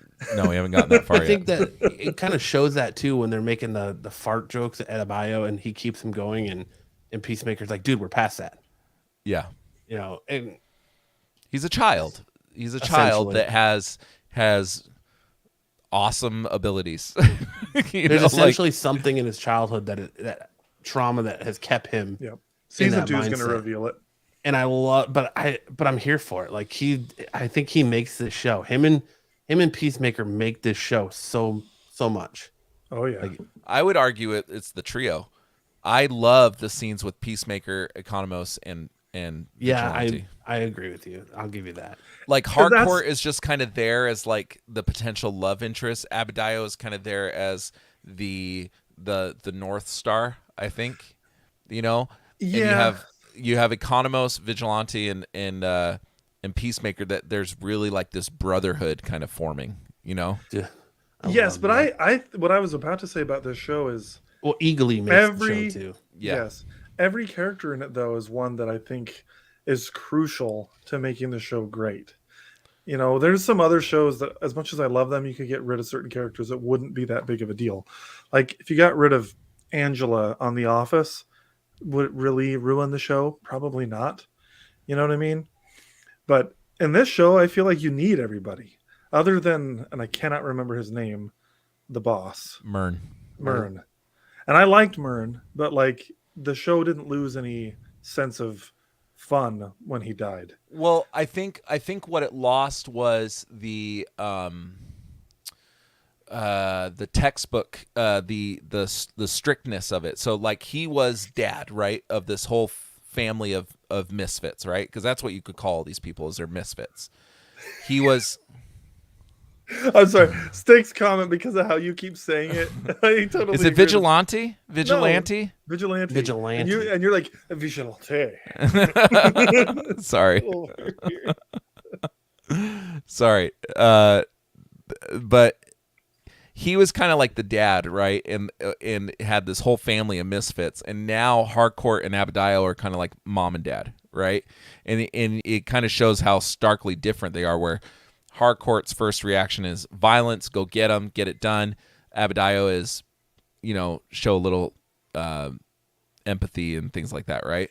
So it does change the show, but not. I think it changes it for the better, right? Yeah. Like I think that his death is kind of crucial to their growth as a team. Yeah, I can see where you're coming from with that. Yeah. But I love it. We're going spoilers, right? We already, yeah, I think we've already spoiled things. I love at the end when Abadiah is doing her press conference and Amanda Waller's showing up like, what the are you doing? It just right totally now? opened the whole. Absolutely, I open love the it book because I hate Waller. Oh my god! I mean, who doesn't hate Waller? She's just such a hateable person. I want to know if that chick that hit her over the head ever got out of jail. Oh yeah, because that's fucked up. Literally hits her over the head so she could save a whole civilization of people, and now she's rotting in a jail most likely. I hope season 2 brings in other characters from the Suicide Squad. Like, could we get? I don't know. I don't want to say Harley Quinn, but like I guess Harley. Well, I think with the reveal of the big cameo at the end, it's anyone's possible now. What big cameo are you referring to? The Justice League. Okay. I think the Justice League showing up at the end means Pandora's box is open, so anybody can show up. Unless it's Henry Cavill or Gal Gadot.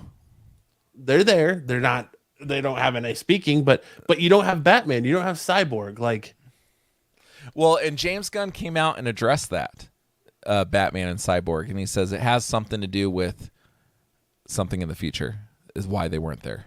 So he actually addressed that. But Henry Cavill and Gal Gadot, they weren't there. Those were stand-ins. Well, clearly they had everything shaded so well. Well, and Ezra Miller was going to be a stand-in too. And then James Gunn found out from a friend that he was interested in doing it.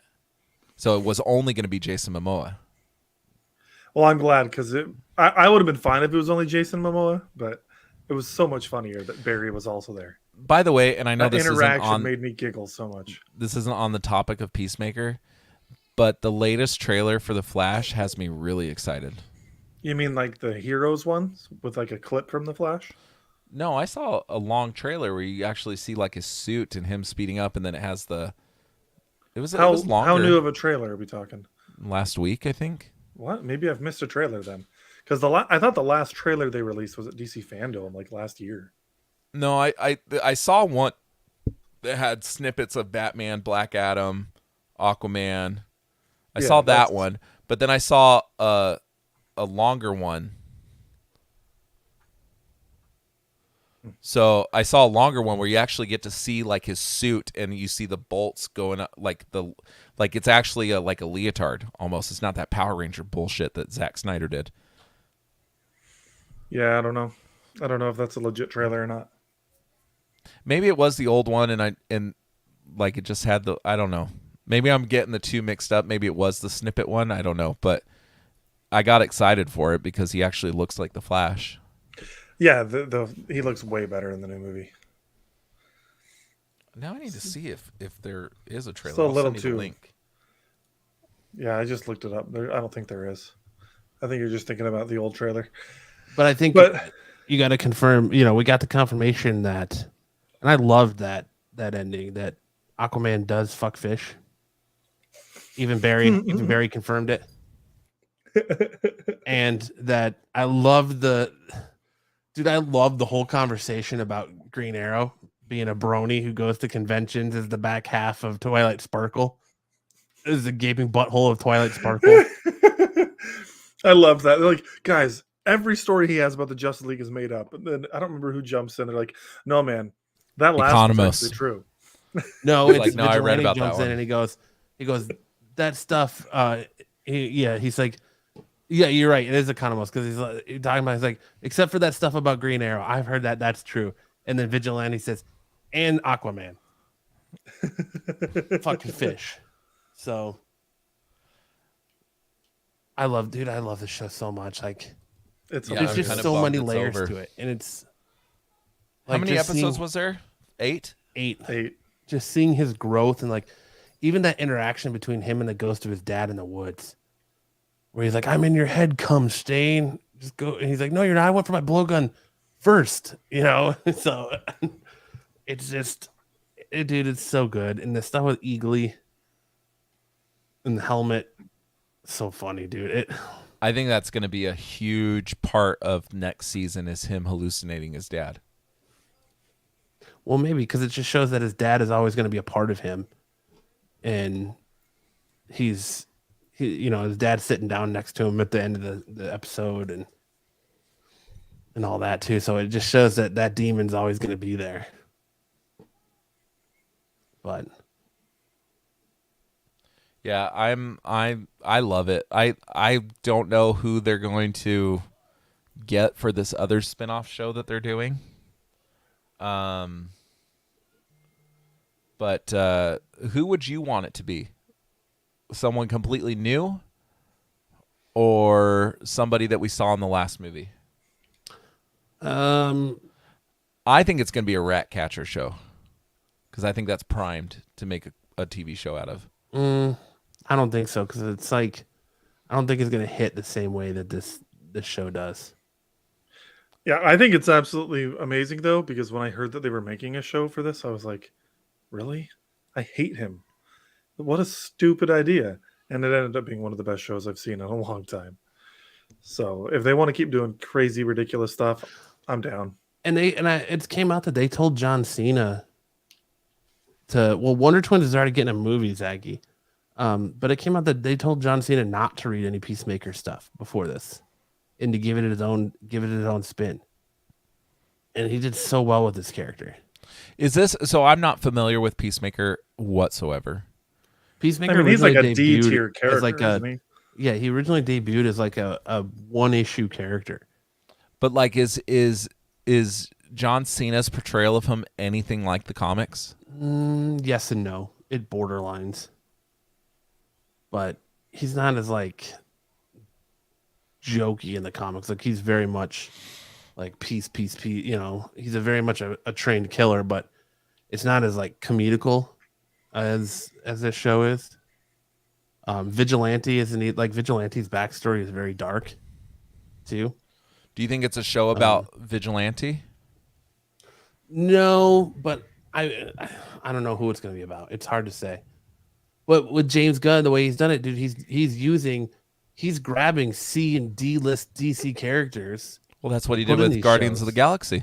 Well, right, and so who knows what he's going to pull out of his hat next? But it's really smart though, because yes, there's going to be fans of those characters, but for the most part, even the comic readers aren't going to be like mad if you do it a little different. At this do you think it's a King Shark show?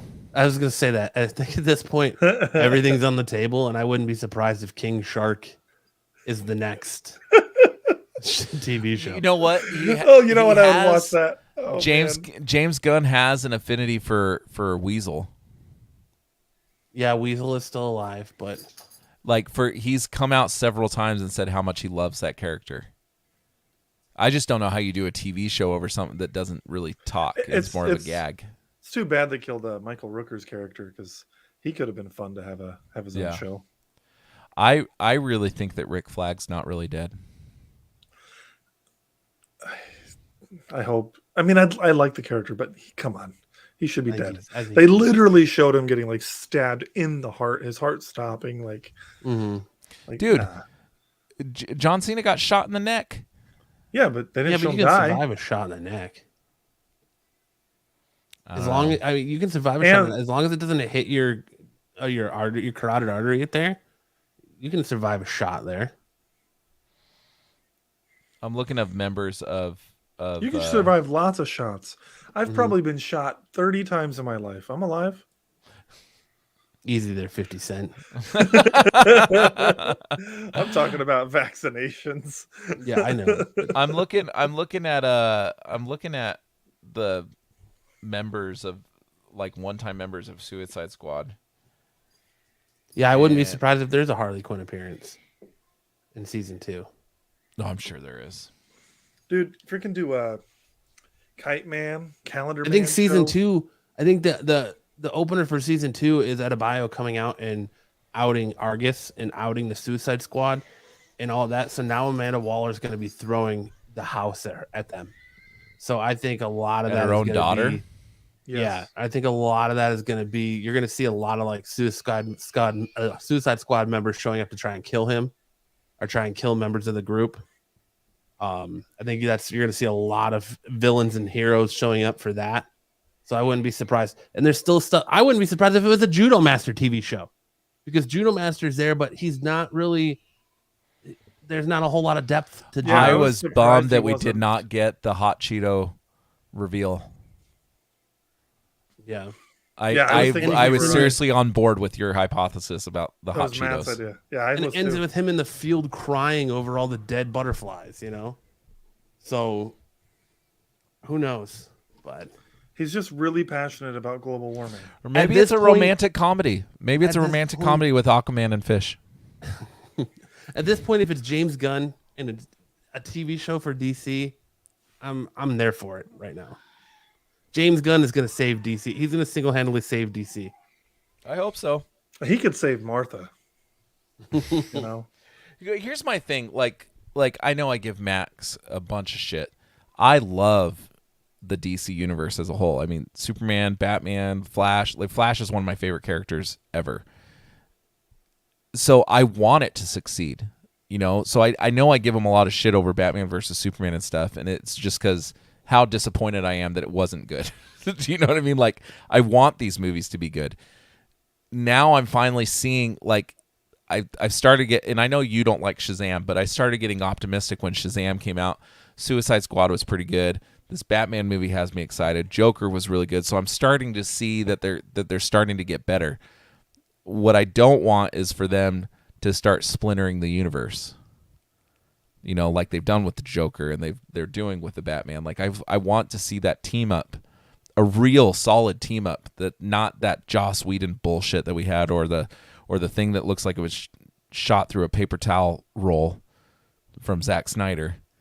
Well, I mean, I'll give it to Warner Brothers. They are doing everything in their power to try and salvage those characters and salvage the fact that they've got Jason Momoa playing Aquaman, and they've got what's his name? Ezra Miller playing Barry Allen. Like, Gal Gadot is one of the biggest names in Hollywood right now. Gal Gadot is Wonder Woman. They're trying hard to salvage that. What if it's a Deadshot or Bloodsport show? Idris Elba? or Will Smith, because Will Smith is pretty predominant in that universe still. Well, he came out and said that he's willing to come back. Yeah. I read that a couple weeks ago. Probably because he sees that the success that James Gunn is having with the universe. Mm-hmm. But I don't know, man. Like, I thought he was one of the weaker points in the first Suicide Squad movie. Like, I just didn't buy him as that character. My favorite part of the first Suicide Squad movie is Diablo. I don't think it'll be anything from the first Suicide Squad movie. I think James Gunn is going to try and separate himself from that movie in his movie. But now you got a bunch of fanboys coming out saying they want the Ayer cut. That's because of people like Max down there who love the Justice League Snyder cut. It's so much better. It's better, So but good. you put perfume on shit and it's still shit. Well, that's not true. My issue with with Zack Snyder's Justice League is he's like, look how great of a filmmaker I am, and he went so artistic that it makes it unwatchable. Well, I still stand, and I'll die on this hill, that it's not a cut when he got to film. He got money to film extra scenes to put in this movie to finish his vision. So it's not. It becomes Zack Snyder's Justice League. It's not a Snyder cut because it's. No, it's true. It's a new movie using a lot of old footage, mostly old footage, but no, you're right. I just had a lot of money I to didn't like redo the way it was effects. shot. I just didn't like the way it was shot. I bought a big screen TV for a reason, and I have to watch it through a 4-inch by 4-inch square. Oh, you're exaggerating. I've watched the whole movie. We have the exact same TV. I've watched it on my new TV. It's awesome. I've got the 4K disc. It is beautiful. And it's all in black But and white. it leaves no, it's not. It leaves not? a lasting impression, and I kind of just want to talk about something else that's got a last word in it. Yeah, Last of Us, the TV show, was confirmed by the head of HBO that it is not coming until 2023. It is currently filming now as we speak in Canada. So you're bummed. Did you think it was coming out this year? Because I never did. I thought so, but the way they've been teasing it and stuff, like I thought we'd at least get it like in December. Yeah, I thought we would get it fourth quarter 2022. Did you? For sure. Yeah, I just never thought it was going to come this year. So when I saw this, I was like, oh, it was on the table for 2022? It's no secret, Max, you know this. This is one of my favorite games of all time. So I'm very excited about this. And in fact, am I the one that got you to play the first one? Yeah. Yeah. Well, you are. It's one of my favorite games ever. It's one of the first games I can remember that I could not put down until I beat it. And I'm not a gamer by any means. Like it takes a lot for me to be that invested into a video game. Uncharted and this game and the second one were those games for me. And I just want to say I'm not completely sold on the girl that they cast though. Yeah, I think she's a good actress. We'll see. I'm a wait and see kind of a thing. Like, we can react and say that the casting is terrible. Just like we're going to talk about Uncharted later. I was never on board with Mark Wahlberg, but I was like, well, let's just wait and see. Spoiler, he still sucked. But they filmed part of this down the road from my house, and another part in Edmonton just down the road from my work. He's Nice. from Canada, so nice. I but really like- wanted the but you girl have the, from Last Man Standing. Sure, she looks the part. Like, she would have been great. But this actress is really good, and I think she can do a good job. I just don't. I Wait guess for it's some 'cause I don't trailers. know her. Yeah, wait for some trailers, and you might be surprised. Pedro Pedro Pascal, though. Pascal is also not who I would have picked to play Joel, but Yeah. he's a good actor. So Well, like, if you he could- remove Wonder Woman 1984 from his resume, was This he just a gives bad me- actor, or was it just badly written? this just gives me Resident Evil vibes, man. Like, did you watch the new one, Resident I've Evil? not watched the new one yet. I want to, but I haven't yet. I was thinking about watching it just because I like to support Robbie Amell. But I don't know. Like I guess other than Sonic, there really is a bad track record from video games transitioning to movies. Uncharted was really good, dude. It was really good. It wasn't, my pick for movie of the year or nothing, but it was really good. I'm hearing it split. Like, yeah, you guys are saying it's really good, but I've heard from people that are like hardcore fans of the series that it's not good. I have heard that from a lot of people say that the worst part of the movie is Mark Wahlberg. Yes. Yeah, he's bad. It's silly. But I've heard mixed reviews on it, and I know Erin really wants to see it because she's got a Tom Holland fetish, and I'm just kind of like, I guess I'll go just to tag along. But Nobody in this movie except for the girl, Chloe, right, Max? Yeah. Nobody in this movie is who I would have picked to be cast. Tom Holland does a decent job. He did way better than I expected. Yeah. My issue is they have a few callbacks to the game that I love. well, I'm gonna let you guys talk about the movie at the end of it. So let's save it for that. Sounds Okay. good. But yeah, Last of Us 2 not coming until 2023. I feel like this is going to be like The Walking Dead.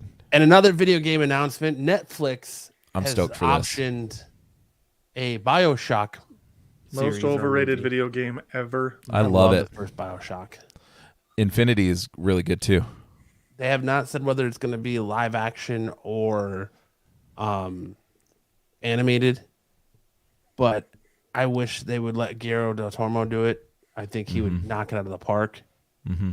And I can't wait to see if they go That's a live good director action. for this. The rapture under the water scenes and shots, and I think this would be a really cool movie. I would love to see a live action version. I like the story of BioShock. I just don't understand why people give it so much praise. I think it's that I don't think the gameplay is very fun. The story is awesome. The big reveal that happens later on, so cool. The world is great, but I just hate the gameplay, and that's a big deal. When did that game come out? Because the story. Feel like I had it on my 360. Yeah, it's a 360 game. I don't know. I love these games. I mean, I thought the story was really good. I thought there was kind of a horror element to it. Yeah. That that I enjoy. I mean, I've been saying since I played the first one. I mean, I bought the reissue for my Switch because I love these games so much. I'm excited. I hope it's live action though. I really hope it's not animated. I would prefer live action. I think it's a really cool world, and they could make something awesome. It was released. I'm slightly bummed it's a Netflix movie because I think that this would be great in like big budget like blockbuster. It was released BioShock August came out in 21st, 2020, or August 21st, 2007. Yeah, That's when the game came out. yeah, like early-ish in the 360 era, actually. Mm-hmm. They did a remaster about 7 years ago. It's actually not a bad-looking remaster. That's when I played it. I played the remaster I bought version. is from 16. Yeah. So, what did I say? Is that the one you're 7? talking about? Yeah. But yeah, I love the first BioShock game. I can see where you're coming from with the gameplay, Max, but the story is just, I think, done well and shot well. It could be a really good. Yeah, I need to go back and play the other ones because that's just not my style of gameplay. But if I throw it down on easy mode and I don't even have to worry about it and I just get to enjoy the story, then cool. Well, I've heard BioShock 2 isn't as good, but I play. Well, Infinity is considered the best of the whole series. no, BioShock is. The original is. Yeah, But BioShock Infinite is highly regarded. Infinite is fun, but the first one is what everyone talks about. Yeah, the first one's a 10 out of 10 for like tons of people. And for some reason, people don't like 2. I haven't played it. I played the first like level, and then I played the first level of Infinite. Infinite was cool. I love the world in that. It's the art's really pretty. All right, let's talk about this next thing. Yeah, talk about next thing. If you need more of that Phil of the Boys, I think after seeing the success of the animation for Invincible, the boys were like, how can we get more out of this franchise? Let's release a TV show, a cartoon. So the boys Diabolical was announced during the Super Bowl. It's an anthology series, right? Isn't each episode based on a different hero? Yeah. Yeah. But we're finally seeing Huey portrayed in his original, as he was originally supposed to be, as Simon Pegg is voicing him. And he was the character design and the inspiration for the character in the comic book. So that's originally why I started reading these books before the show ever came out, was because the Simon Pegg, he talked about it like in an interview or something like that. So I downloaded them all on my iPad, and it was the whole reason I downloaded it. And they got what's his name, McQuaid or what's it, Jack? What's his name that's playing the character now? Jack McQuaid. that's playing Huey right now. Yeah, Jack. It's not McQuaid. That doesn't sound right. Huey the Boys. It's just Jack Quaid. Jack Quaid. Yeah, his dad is Dennis Quaid, right? I think. But that they cast Simon Pegg as his father in the show because he was too old to play Huey. His dad is Dennis Quaid, and his mom is Meg Ryan. Nice. I used to have such a crush on Meg Ryan when I was younger, before all the plastic surgery. But I guess I'm here for The Boys Diabolical. We'll see how it is. If it's anything as violent as The Boys show and as violent as the trailer says it will be. Invincible, I'm there to check it out. The trailer's pretty bloody. Yeah. Moving on, we get a rumored first look concept art of Seth Rogen's Teenage Mutant Ninja Turtles movie.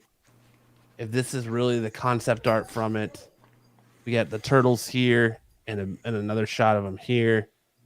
If this is really the concept of it, because he said that it's going to be more focused on the teenage years of the turtles, and if you look, Leonardo has braces. Not sure what this animation is. Well, this just looks like watercolor painting or something. Yeah, what they're doing here. Hopefully, it's just like a first mock-up concept of it. I gotta say, I like it better than the way they look in Rise. Yes, because they I don't actually understand what the whole like thought process is, and all of a sudden, like this need to put a full headband on Raphael is. But it's supposedly going to launch an entirely new Turtles universe at Paramount Plus, where they're going to release new movies and shows focusing on the villains, as well as the Turtles. So we're going to see a lot more. We're basically getting a rebooted Turtles universe. Thank goodness. I don't like this art style though. I don't. Well, this is concept art, right? They've called it concept art. Well, concept That's what art they're gives you saying. an It's indicator, concept though. art of it, yes. Because it's supposed to be CGI, so it's not going to look like this. Okay, but it's the shape of the faces, the skinniness of the arms. Like it's Yeah. it's not the watercolor. I don't have an issue with the watercolor. There's It's- supposed Well, to I be would say the awkward shape of their teenagers. faces are more like what it was in the original '80s cartoon than anything we've seen since. I like agree. this. And I don't I like understand- this. I like Mikey, but I don't like this like weird snaggle tooth that Donatello's got. I don't going like on. that. I don't understand why they have to, like, we all know Donnie is good with tech. Why do you have to give him glasses? And like Michael Bay did that too. Put goggles on them. Yeah, they we get it. I think it's stereotypical when the smart one, they put glasses on him and all this other bullshit. Like, why aren't people offended by that? My biggest issue is you said the name Seth Rogen. I just don't really like him. It's his production company. He's not writing it. No, he is writing it. With Evan Goldberg? Yes, they are writing it and they are producing it. They are doing Yeah, I'm yes, he is behind it. Everything he touches, though, superhero wise, has been good. Except for What has he touched? Except for Green Hornet. Green Hornet, but he did Preacher. The Boys. He did he's a part of the Boys. Yeah, he's Okay, I didn't know he was part of the Boys. His The Boys is awesome. behind the scenes stuff, superhero stuff, has really, really been good. Okay. But we'll see what he does. I have faith in this right now, but I know it's just concept art. But why is it such a trope? And what is the hesitancy to just go back to give us the Jim Henson puppets that we all want, that we're all clamoring for? Yeah, I don't understand, like, because they did the CGI thing already, and I actually really like the art in the CGI movie that they did, the TMNT, that was supposed to be a that was direct pretty good. continuation of the live action. It was supposed to be number 4 Yeah. of the live action movies. The art direction looked really good, but why do they keep having to go for CGI? Like, why can't we get? Is it because Michael Bay's movies sucked ass? I don't mind even the in Michael Bay's CGI. movie, they CGI'd the turtles. I think if you put them in the suit like you did in the 90s and give us something like that, people are going to be more inclined to watch it. But, I mean, as the more I look at this, the more it grows on me because it is the teenage years. But it's just kind of like, still, you know, I guess it's not Rise, which I don't Rise know is what bad. the abomination that they came out with Rise, but Well, in Rise, they completely changed the whole everything we know about him too. Like Leonardo is now is a completely different character. Raphael is the leader of the team. Like they changed the characters around. Then they gave each turtle its own like species. It's a different kind of species of turtle, which makes no sense. They're supposed to be brothers. They got the ooze together. Why would 4 different types of turtles be together in a sewer? Makes absolutely no sense. And then there's this constant need to put them in people's clothes all the time, like glasses. And you look at the Michael Bay ones, and Michelangelo looks like a surfer. Yeah, it's bad, dude. It's awful. It's so bad. Isn't that the whole reason too? Like, I know like Raphael's a snapping turtle, and wasn't that the whole reason that Splinter name opens up that Renaissance painter book, because they're painter turtles when they're dropped in the sewer? So that's why they get the classical painter names. I never heard that. I didn't know that. I believe they're supposed to be painter turtles. This isn't going to get better until Nickelodeon sells their rights. Because yes, Netflix is optioned, but it's in conjunction with Nickelodeon. Like, Nickelodeon owns the Turtles, and it's been shit ever since Nickelodeon's bought it. They came out, I think, with one good series. Nickelodeon did. The one where they had like stubby feet. I think that was like that. Everybody was like, okay, I can get behind this. Well, it was when they rebooted it after years of no movement on the Turtles property. Because they had the really like anime one, but that wasn't Nickelodeon, right? That was Fox, I think, or Saban or something like that, right? Yeah, it's like the Teenage Mutant Ninja Turtles that they rebooted in the early 2000s. That's the anime one where they're like big and like kind of hulking, and I don't know if I would say big and hulking, but they're bigger than the 80s thing. Like I remember them being pretty like they're big. They're definitely bigger than the 80s cartoon, yeah. But I don't know if I would say like big and hulking. Was that Nickelodeon? Yeah. Nickelodeon did that? So Saban did the live action one with Venus before that came out. Yeah, that's pretty much been retconned, like, because now they have Jenica as the first official female turtle. So like the whole Venus de Milo thing, it's like it never even happened. Like dude, I want to. This is just bad. Let me show you. Like, for some reason, Leonardo has like sticks in front of him, and Raphael's wearing sunglasses, and Michelangelo's got like the puka shell, and then they gave him the noses, which is just awful. Yeah. But then they put Donatello in like all this glasses and goggles, and like, look at him. Why do you have to explicitly say like he's the nerd of the group? I don't get it. Yeah, it's interesting. Their look isn't my favorite, but I don't really even hate it as much as you. It's just other aspects that made the movies bad. This is second to my bottom as far as the way Turtles. My bottom is Rise. Like, I think it's absolutely horrible. I was especially pissed when I heard that Michael Bay wanted to make them aliens. I was like, don't you dare. They are literally Teenage Mutant Ninja Turtles. They are turtles. They're not aliens. Like, this has been the best I've seen recently. Is the Batman Ninja Turtles mashup. And they're still a little bit too anime for me, but they at least don't look so stupid. Yeah. Apologize for my kids screaming in the background. Oh, it's all good. This is what we all want, right? No, I don't want the Batman Ninja Turtles. No. Yeah, that's what I want right there. Yeah, I switched from that. I was talking about this. Yeah, that's... Those 90s movies were so fun. They were so fun. I'll even be okay with if Corey Feldman wants to come back and revoice Donatello. Look how bad they look. This is the third one, right? Yeah, they do look. Yeah, worse. that's 3. So this is Saban used these same suits for the TV show when Venus was brought in, and they have like the freckles on them and stuff, and they just look bad. Yeah. Yeah, Stick Boy, she's crying because Lance is mad at Nickelodeon. Dude, I wrote a whole article about this on dude, I went on a tangent. I think I wrote like 4 pages just ripping into Nickelodeon after the artwork for Rise was. But look at, they just look so fucking good here. Yes, they Yeah, do. Like they I think jumped they look off really cool. the page. I think you could redo the animatronics and make them look even better and more modern. But yeah, I agree. There's no They look- animatronics here. These are costumes. whatever. Oh wait, what? I don't understand what you're saying. Yeah, you're right. They're not animatronics. I just in general the costumes. I think you could make them look even better today and more modern. No, I want Yeah. this.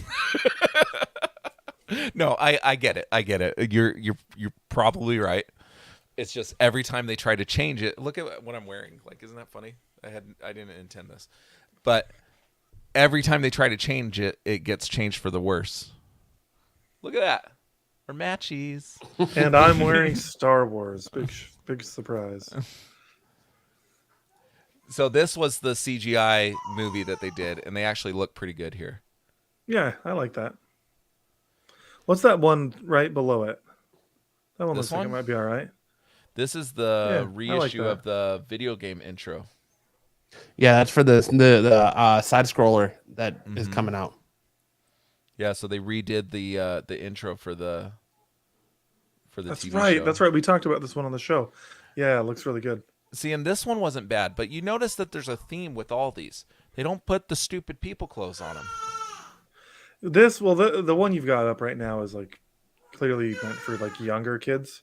It's just Yeah, I like wasn't a the fan of that Spider-Man movie. show on Disney Plus. Like, I like that it exists so that my toddler can watch it, but I don't like But the way there's a lot Spider-Man of- looks. There's a lot of But- Turtle fans that have an appreciation for this show because it's more in line with how the 80s show was. Like, they're kind of goofy. Mikey loves pizza. Like, it's very similar to how the old 80s show is. Now, it's a little bit more slapsticky because I've watched this. I actually enjoy this show, but I don't understand why they keep having to go this much. Look, have you guys seen the deteriorated Ugh. Donatello suit? We'll go to the one to the left. I think those are the NES Yeah, designs. but this is for the reissue Those too. are awesome. Yeah. But they look similar to the original NES design, and I love those designs. I totally was stick boy on that. Well, what's next? I don't know. Lance could talk about turtles all night. Yeah, you shouldn't. We should really put a disclaimer before we start talking about turtles. Sorry, Matt. We got John Cena attaching himself to the Looney Tunes Coyote versus Acme movie. Does it say what thank he's going you. to play? No, but I don't want to see another live action Looney Tunes movie. I don't care if John Cena is in it. They're just trying to capitalize on it's the Rock effect. Like I think Max put it earlier. It's the Rock effect. So now everyone's going to try and hitch their trailer to the John Cena boat. But the thing John Cena is, truck and John Cena, the only stuff I like him in is the R-rated stuff. yeah. He's not the same as The Rock that can pretty much you install him in anything and he does a pretty good job, right? He does the Disney stuff, he does the spy stuff with Ryan Reynolds, he does the R-rated stuff, he does the fast stuff, the Furious stuff. John Cena, he was awful in Fast and Furious. He's pretty much good at comedy and the R-rated stuff. That's his wheelhouse. Yeah. So I don't think I worry that they're just going to start plugging him into shit and it's just going to ruin his career. This could potentially be funny. If it's anything like the new Space Jam, probably not. Space Jam was so bad, dude. It's a hard pass. I don't really have any interest in this. Yeah. I like Looney that's Tunes. a Wasn't there no. something that came out before Space Jam, like recently, that was pretty good? What was the thing? What came out before Space Jam in the last couple years that was Looney Tunes? They have a new Looney Tunes cartoon show that came out on Cartoon Network. I haven't seen that. I've seen artwork for it, and Bugs looks kind of funny.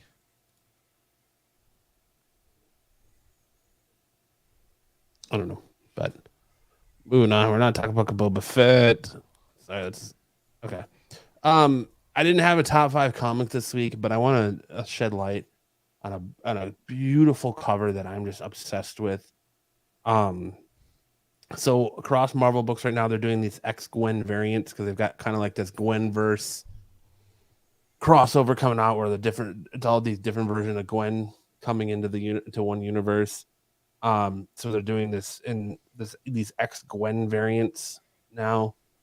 And so I've been collecting them all for Logan because I've been starting a comic book collection for Logan, and I've been doing like strong female characters on covers, and that way if she shows interest in it, then we can go, and she's interested in the run, we can go back and do the fun part of being a comic book collector and collecting the back issues in those runs to complete her collections, if she shows interest in it. But I saw this cover and I had to get it for her, and I absolutely love this. It is a Mark Aspinall Thor number 22 cover variant. I'm gonna make myself big here. Yeah, I was just about to do the same, but you're ahead of me. Oh, that's awesome. But Yeah, it's like cool. It's Gwen sitting on, if you can't, for the listeners, it's Gwen sitting on the side of a building with like angel wings coming up behind her with doves around. It is a beautiful, beautifully done cover. I absolutely love it. I bought it for her collection, and I'm thinking about going on Midtown right now and buying another one for mine because it's just a beautiful cover. Absolutely well done. I haven't gotten a lot of time to read comics. I'm kind of behind on comics because of the baby and all that, but it's just I saw that and I was like, I have to get that for a collection. It is a gorgeous cover-ish. Absolutely gorgeous cover.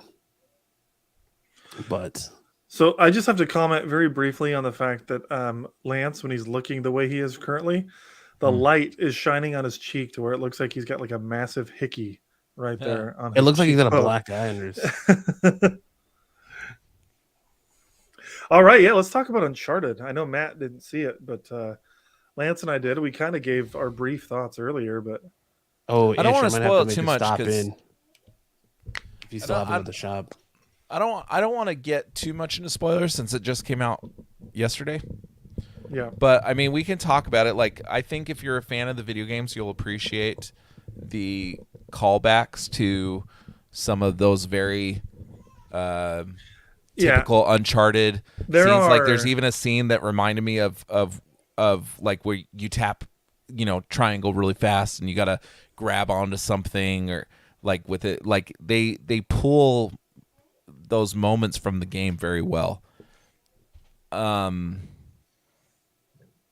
Holland does a good job, but he does a good job in a lot of stuff he does, right, Max? Yeah, I will still say I think that you could have gotten someone cast better. Like, there could have been a better casting, but I thought he was a horrible choice, and now I'm like, no, he was pretty good. Like, he did a good job, and I had a lot of fun watching him. You could argue that the only weak spot is he doesn't look the part. That's more the issue. He played the character very well. He sounds right, like, because like Tom Holland has like a higher male voice. Like, not like it's super high, but he doesn't have that low baritone or anything. Same thing with Nathan Drake in the games. Like, Nolan North, who voices it, puts like a higher pitch to the voice. So that's fine. It's just the look. But I'll tell you right now, I saw an article where Tom Holland mentioned that he was disappointed in himself with this movie because he was so focused on his body all the time. He's freaking ripped. Gosh dang, he's ripped. Yeah. Like, they show some scenes where I'm like, goodness gracious, Tom. Like, I didn't know those muscles existed. Those on are the body. scenes where you went to the restroom, right? You had to excuse yourself for a moment. Stick Boy says, was he a good choice in the film, or was he a bad choice for the character? I think he was a good choice for the film. I think he overall was good. He's him and Chloe are the bright points, and the girl in the middle that's right under Antonio Banderas. The three of them are probably the brighter moments of this film. The story is really good. My issue with it is Mark Wahlberg is so distracting as Sully. He's not Sully in the least. It's kind of like he's Mark Wahlberg. If he would have been a like new character and they didn't bring Sully in until like the second movie or something, that would have been better. Because you know what they should have saved him as? They should have saved him as for the second movie. And if you're a fan of the video game, this isn't a spoiler. The second movie, that he would have probably made a better Sam than he would have a Sully. Yeah, maybe. I mean, 'Cause the he age does- difference between the two of them is way off for him to be Sam. Oh yeah, I mean, But- you got to remember Tom Holland's been playing a high schooler since he was 20. Yeah, but like Tom Holland's like 25, Mark Wahlberg's like 50. Oh, is he that old? Wow. I think so. He might be in his 40s, but Mark Wahlberg was funny. The character was good. It just wasn't Sully. He was in it way too much, in my opinion. I didn't mind how much he was in it. Like, he was in it more than Sully is in the games, but he just wasn't a good Sully. But his character, if you would have named him something else, was good. I don't know. Chloe was fantastic though, like so good. Yeah, she was. And the girl in the middle there, she's kind of like Nadine Ross in Uncharted 4. She isn't Nadine though, which is good because Nadine is like not really a bad guy, whereas this girl is a bad guy. But I'll tell you right now, if you're familiar with bad girl, whatever, Guy is when did Guy become? Neutral. Apparently, it's not because someone got offended because I said, "Hey guys." Oh really? Yeah, okay. and there was a girl there, and I'm like, "Oh, I didn't know guys was like I know like the strict definition of guy is gender specific, but as a whole, I didn't think it was." I always thought of it as a very gender neutral way to refer to people. Anyways, she is an evil character. How about that? But Nadine isn't. So anyway, if you're familiar with Uncharted 4's story, this movie takes a lot from that. It's not everything, like it's not beat for beat, but there are a lot of things. I literally just replayed Uncharted 4 and I was like, oh yeah, that was in the game. That was in the game. That was in the game. And I think that's my big gripe about it, because Uncharted 4 was the one that you play like it does a lot of time hopping, right? So you're playing like half the game you're playing as Nathan Drake when he's first starting, like as a kid, right? Mm-hmm. Yeah. And I liked that you got to see that origin story later in the series, because when you start Uncharted 1, he's already been doing this for a little while, right? And so it was distracting to me because Nathan Drake has always been able to like kind of carry his own, like fighting and stuff. Tom Holland gets knocked down a lot in this movie. And that's not how I view Nathan Drake. So Nathan's a brawler. He's not like a skilled fighter. And he's exceptionally lucky. Yeah, but Tom Holland's not in this movie. Tom Holland is exceptionally lucky. No, but he gets knocked down quite a bit. Sure, he does. But he gets back up again. He does. Never going to keep him down. Never going to keep him down. He gets knocked down. But he gets back up again. He ain't never going to keep him down. I don't know. And then he's pissing the night away. Pissing the night away. I almost did some lyrics earlier in the show, but I decided not to. Since you've been gone. So Matt kept talking about how long it's been between seasons. And he doesn't shoot a gun very often in this movie. No, he shoots guns a lot in the games. I love guns. So I was like, why is it 3/4 of the way movie and I haven't seen him pick up a gun yet? I think if the sequel gets made, he's going to be shooting guns a lot more. I really hope a sequel gets made. This isn't high art, but it's fun and it's good. I don't know. I loved my time with it. It's a solid 3.5 out of 5. I think. Like, now, it was great. This may be not popular opinion. I liked this better than Angelina Jolie's turn as Tomb Raider. I might like this more than the Tomb Raider movie that came out in like 2017 or 18, whenever that came out. Oh, really? You had high praise for that one. I feel like I came out and said I liked it. I didn't like love it. I actually haven't seen it again since it came out. The one thing that movie has over this one is Walter Goggins. Who's that? Sorry. He's the bad guy in the Tomb Raider movie. I don't even remember who the villain was. He's such a good actor. You would recognize him. I probably would. Yeah. Forgettable. Walton Goggins, sorry. He's also the bad guy in the second Ant-Man. The one that... the guy who just got cast in the... He's the one that just got cast in. Okay, that's who I was thinking. He's an Ant-Man too. I'm drawing a blank on the goddamn video game. I don't He's even the remember one. him. He's the one that. they're- Fallout. He's like the mobster guy or whatever. He just got cast in the Fallout TV show. He's a did really he? good actor. Mhm. Like a really good actor. I don't know Yeah, if you've I seen like Vice him. Principals. Yeah, he's good in Vice Principals.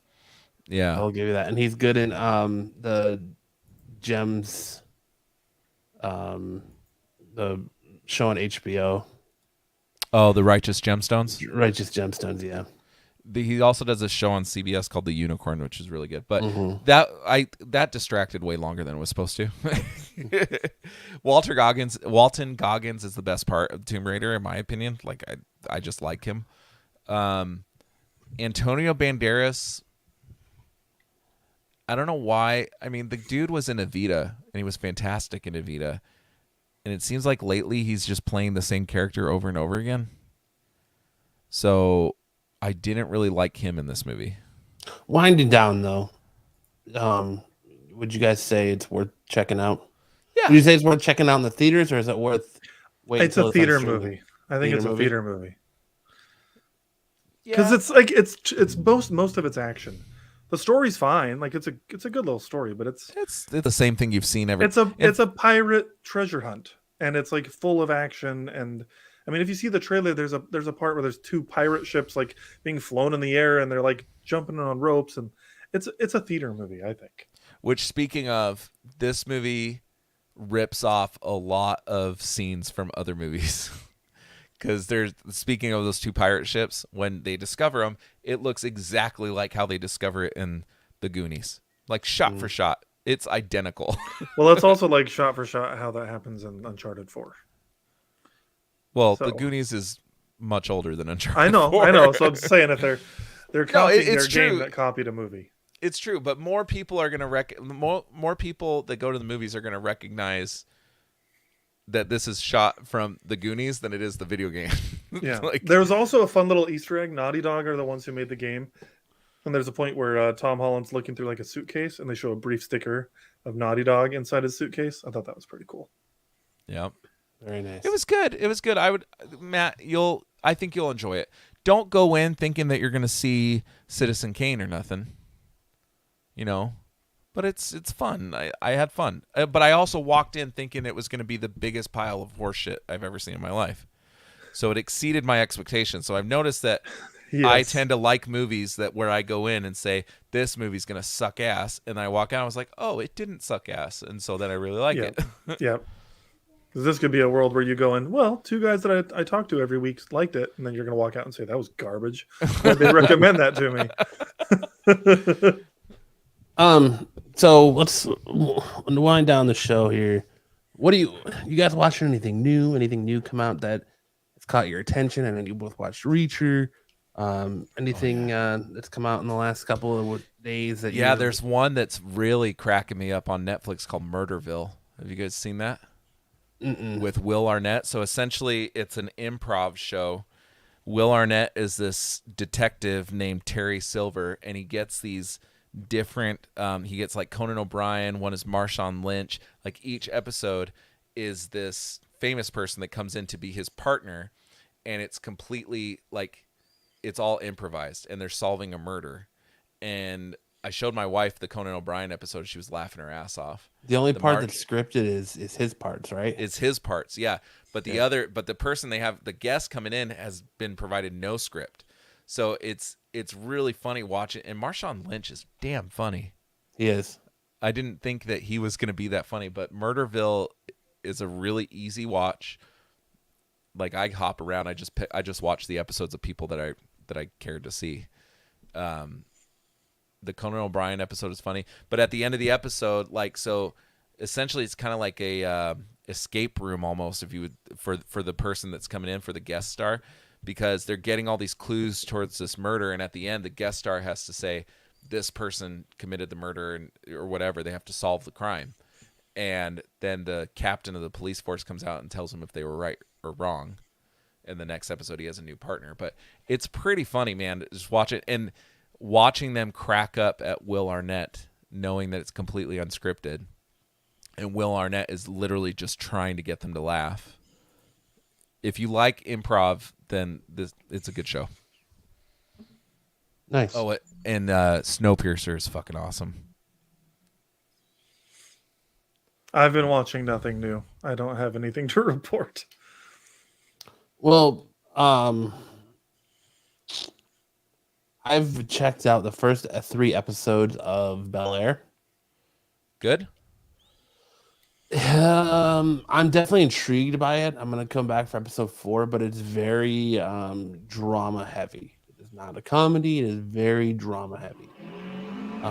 Which was their whole. Damn, someone's got a small penis. Why one of you flying down the road? Was that Oh, was that your that's house, me. Max? Yeah, it's me. I've got my office window open. I hate loud motorcycles. Oh, it's because the back of your house is right on that road, huh? Yeah. Is that where it came from? But it's very drama heavy. The Will Smith character is very true to Will Smith as far as you remember him as Fresh Prince. Uncle Phil is very interesting, and Bib is very interesting. It's a lot of very interesting characters. Carlton is a little prick in the. Yeah, I hear he's like a true villain, right? Yeah. So it's very interesting. If you have Peacock and there's nothing else for you to watch on Peacock, I would recommend checking it out. It's worth watching the first 3 episodes. I didn't realize that it wasn't getting released all at once. Yeah, it's weekly. I think the next episode comes out on the 20th. Comes out on Monday. So Speaking of sci-fi, what we were talking about earlier, the other one I'm watching right now that I'm absolutely in love with is Resident Alien, which just had their 2nd season drop. oh yeah, the sci-fi show. Show is so fucking good. But I'm looking through my stuff right now, and I think that's it. It's been really what's the word?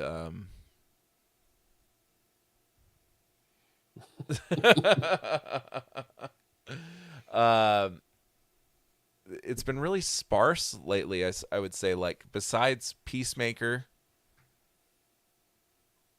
I mean, there hasn't been really anything to like look forward to. Snowpiercer, I guess. Snowpiercer's on their final season though, aren't they? I never heard it was their final one. It's a TNT show. It's good. I like it better than the movie.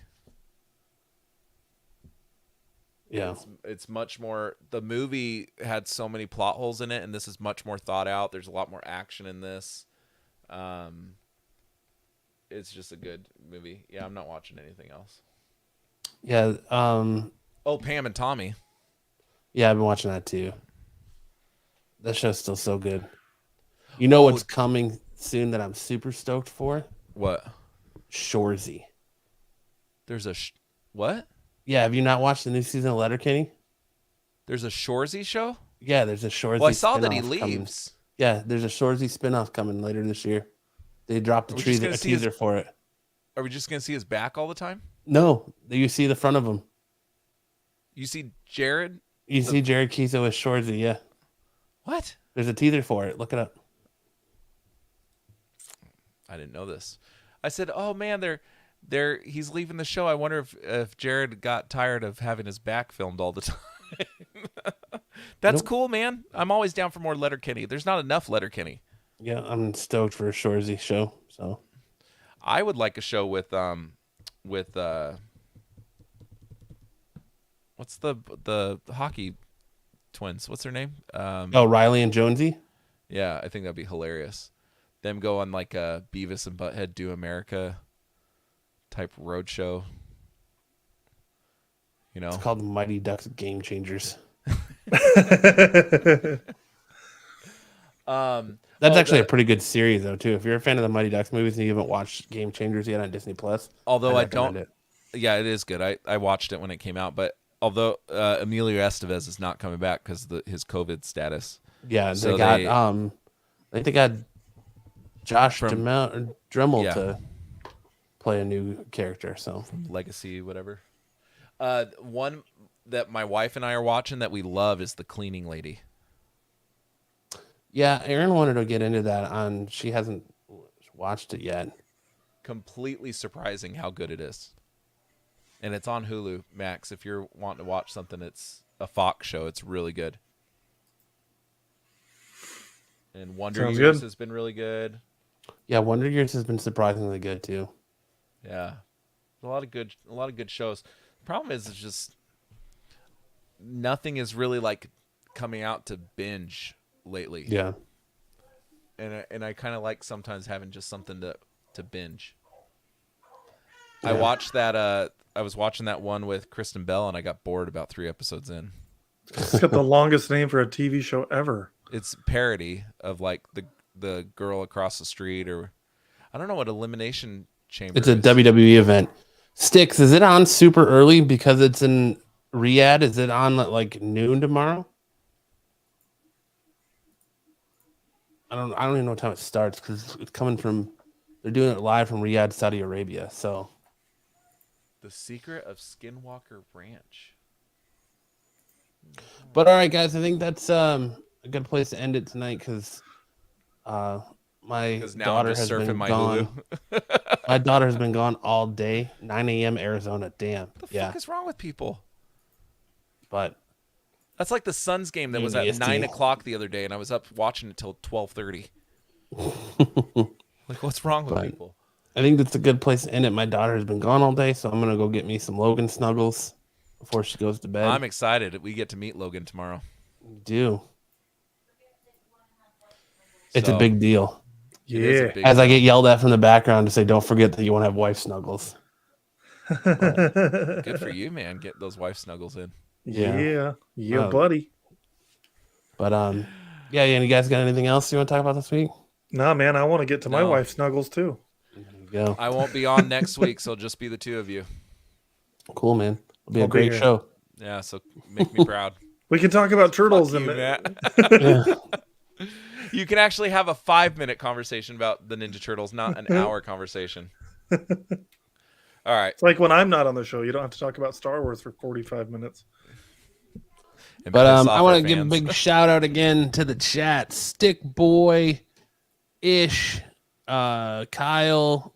My name is Kyle Leftover, Zaggy, Chad Bass, Pat, your mom, everyone, and Sam, everyone in the chat.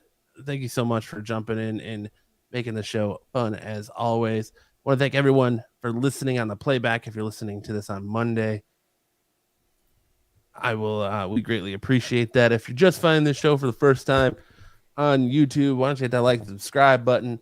Leave a comment down below, or if you're looking for this podcast, you can find it on any of your streaming platforms. Anywhere. If you want to be part of the conversation, you can join us on social media, on Twitter at A Geek Podcast, on Facebook at Absolute Geek Podcast, and also the same on Instagram. And for this week's episode of the Absolute Geek Podcast, I am Matt, I am Lance. Max.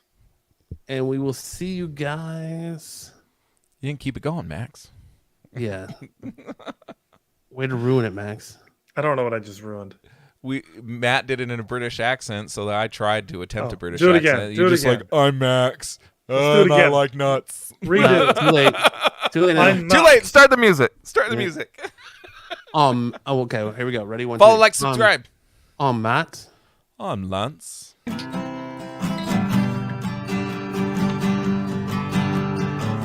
All you freaks and geeks. Come all you freaks and geeks. Let's listen to Absolute Geek. Absolute geek. We'll go ahead and spread our cheeks Spread the cheese. and drink And some we're for Cosby absolute- wine. We'll Come drink on, some you Cosby wine. It makes me feel real fine. See you next time.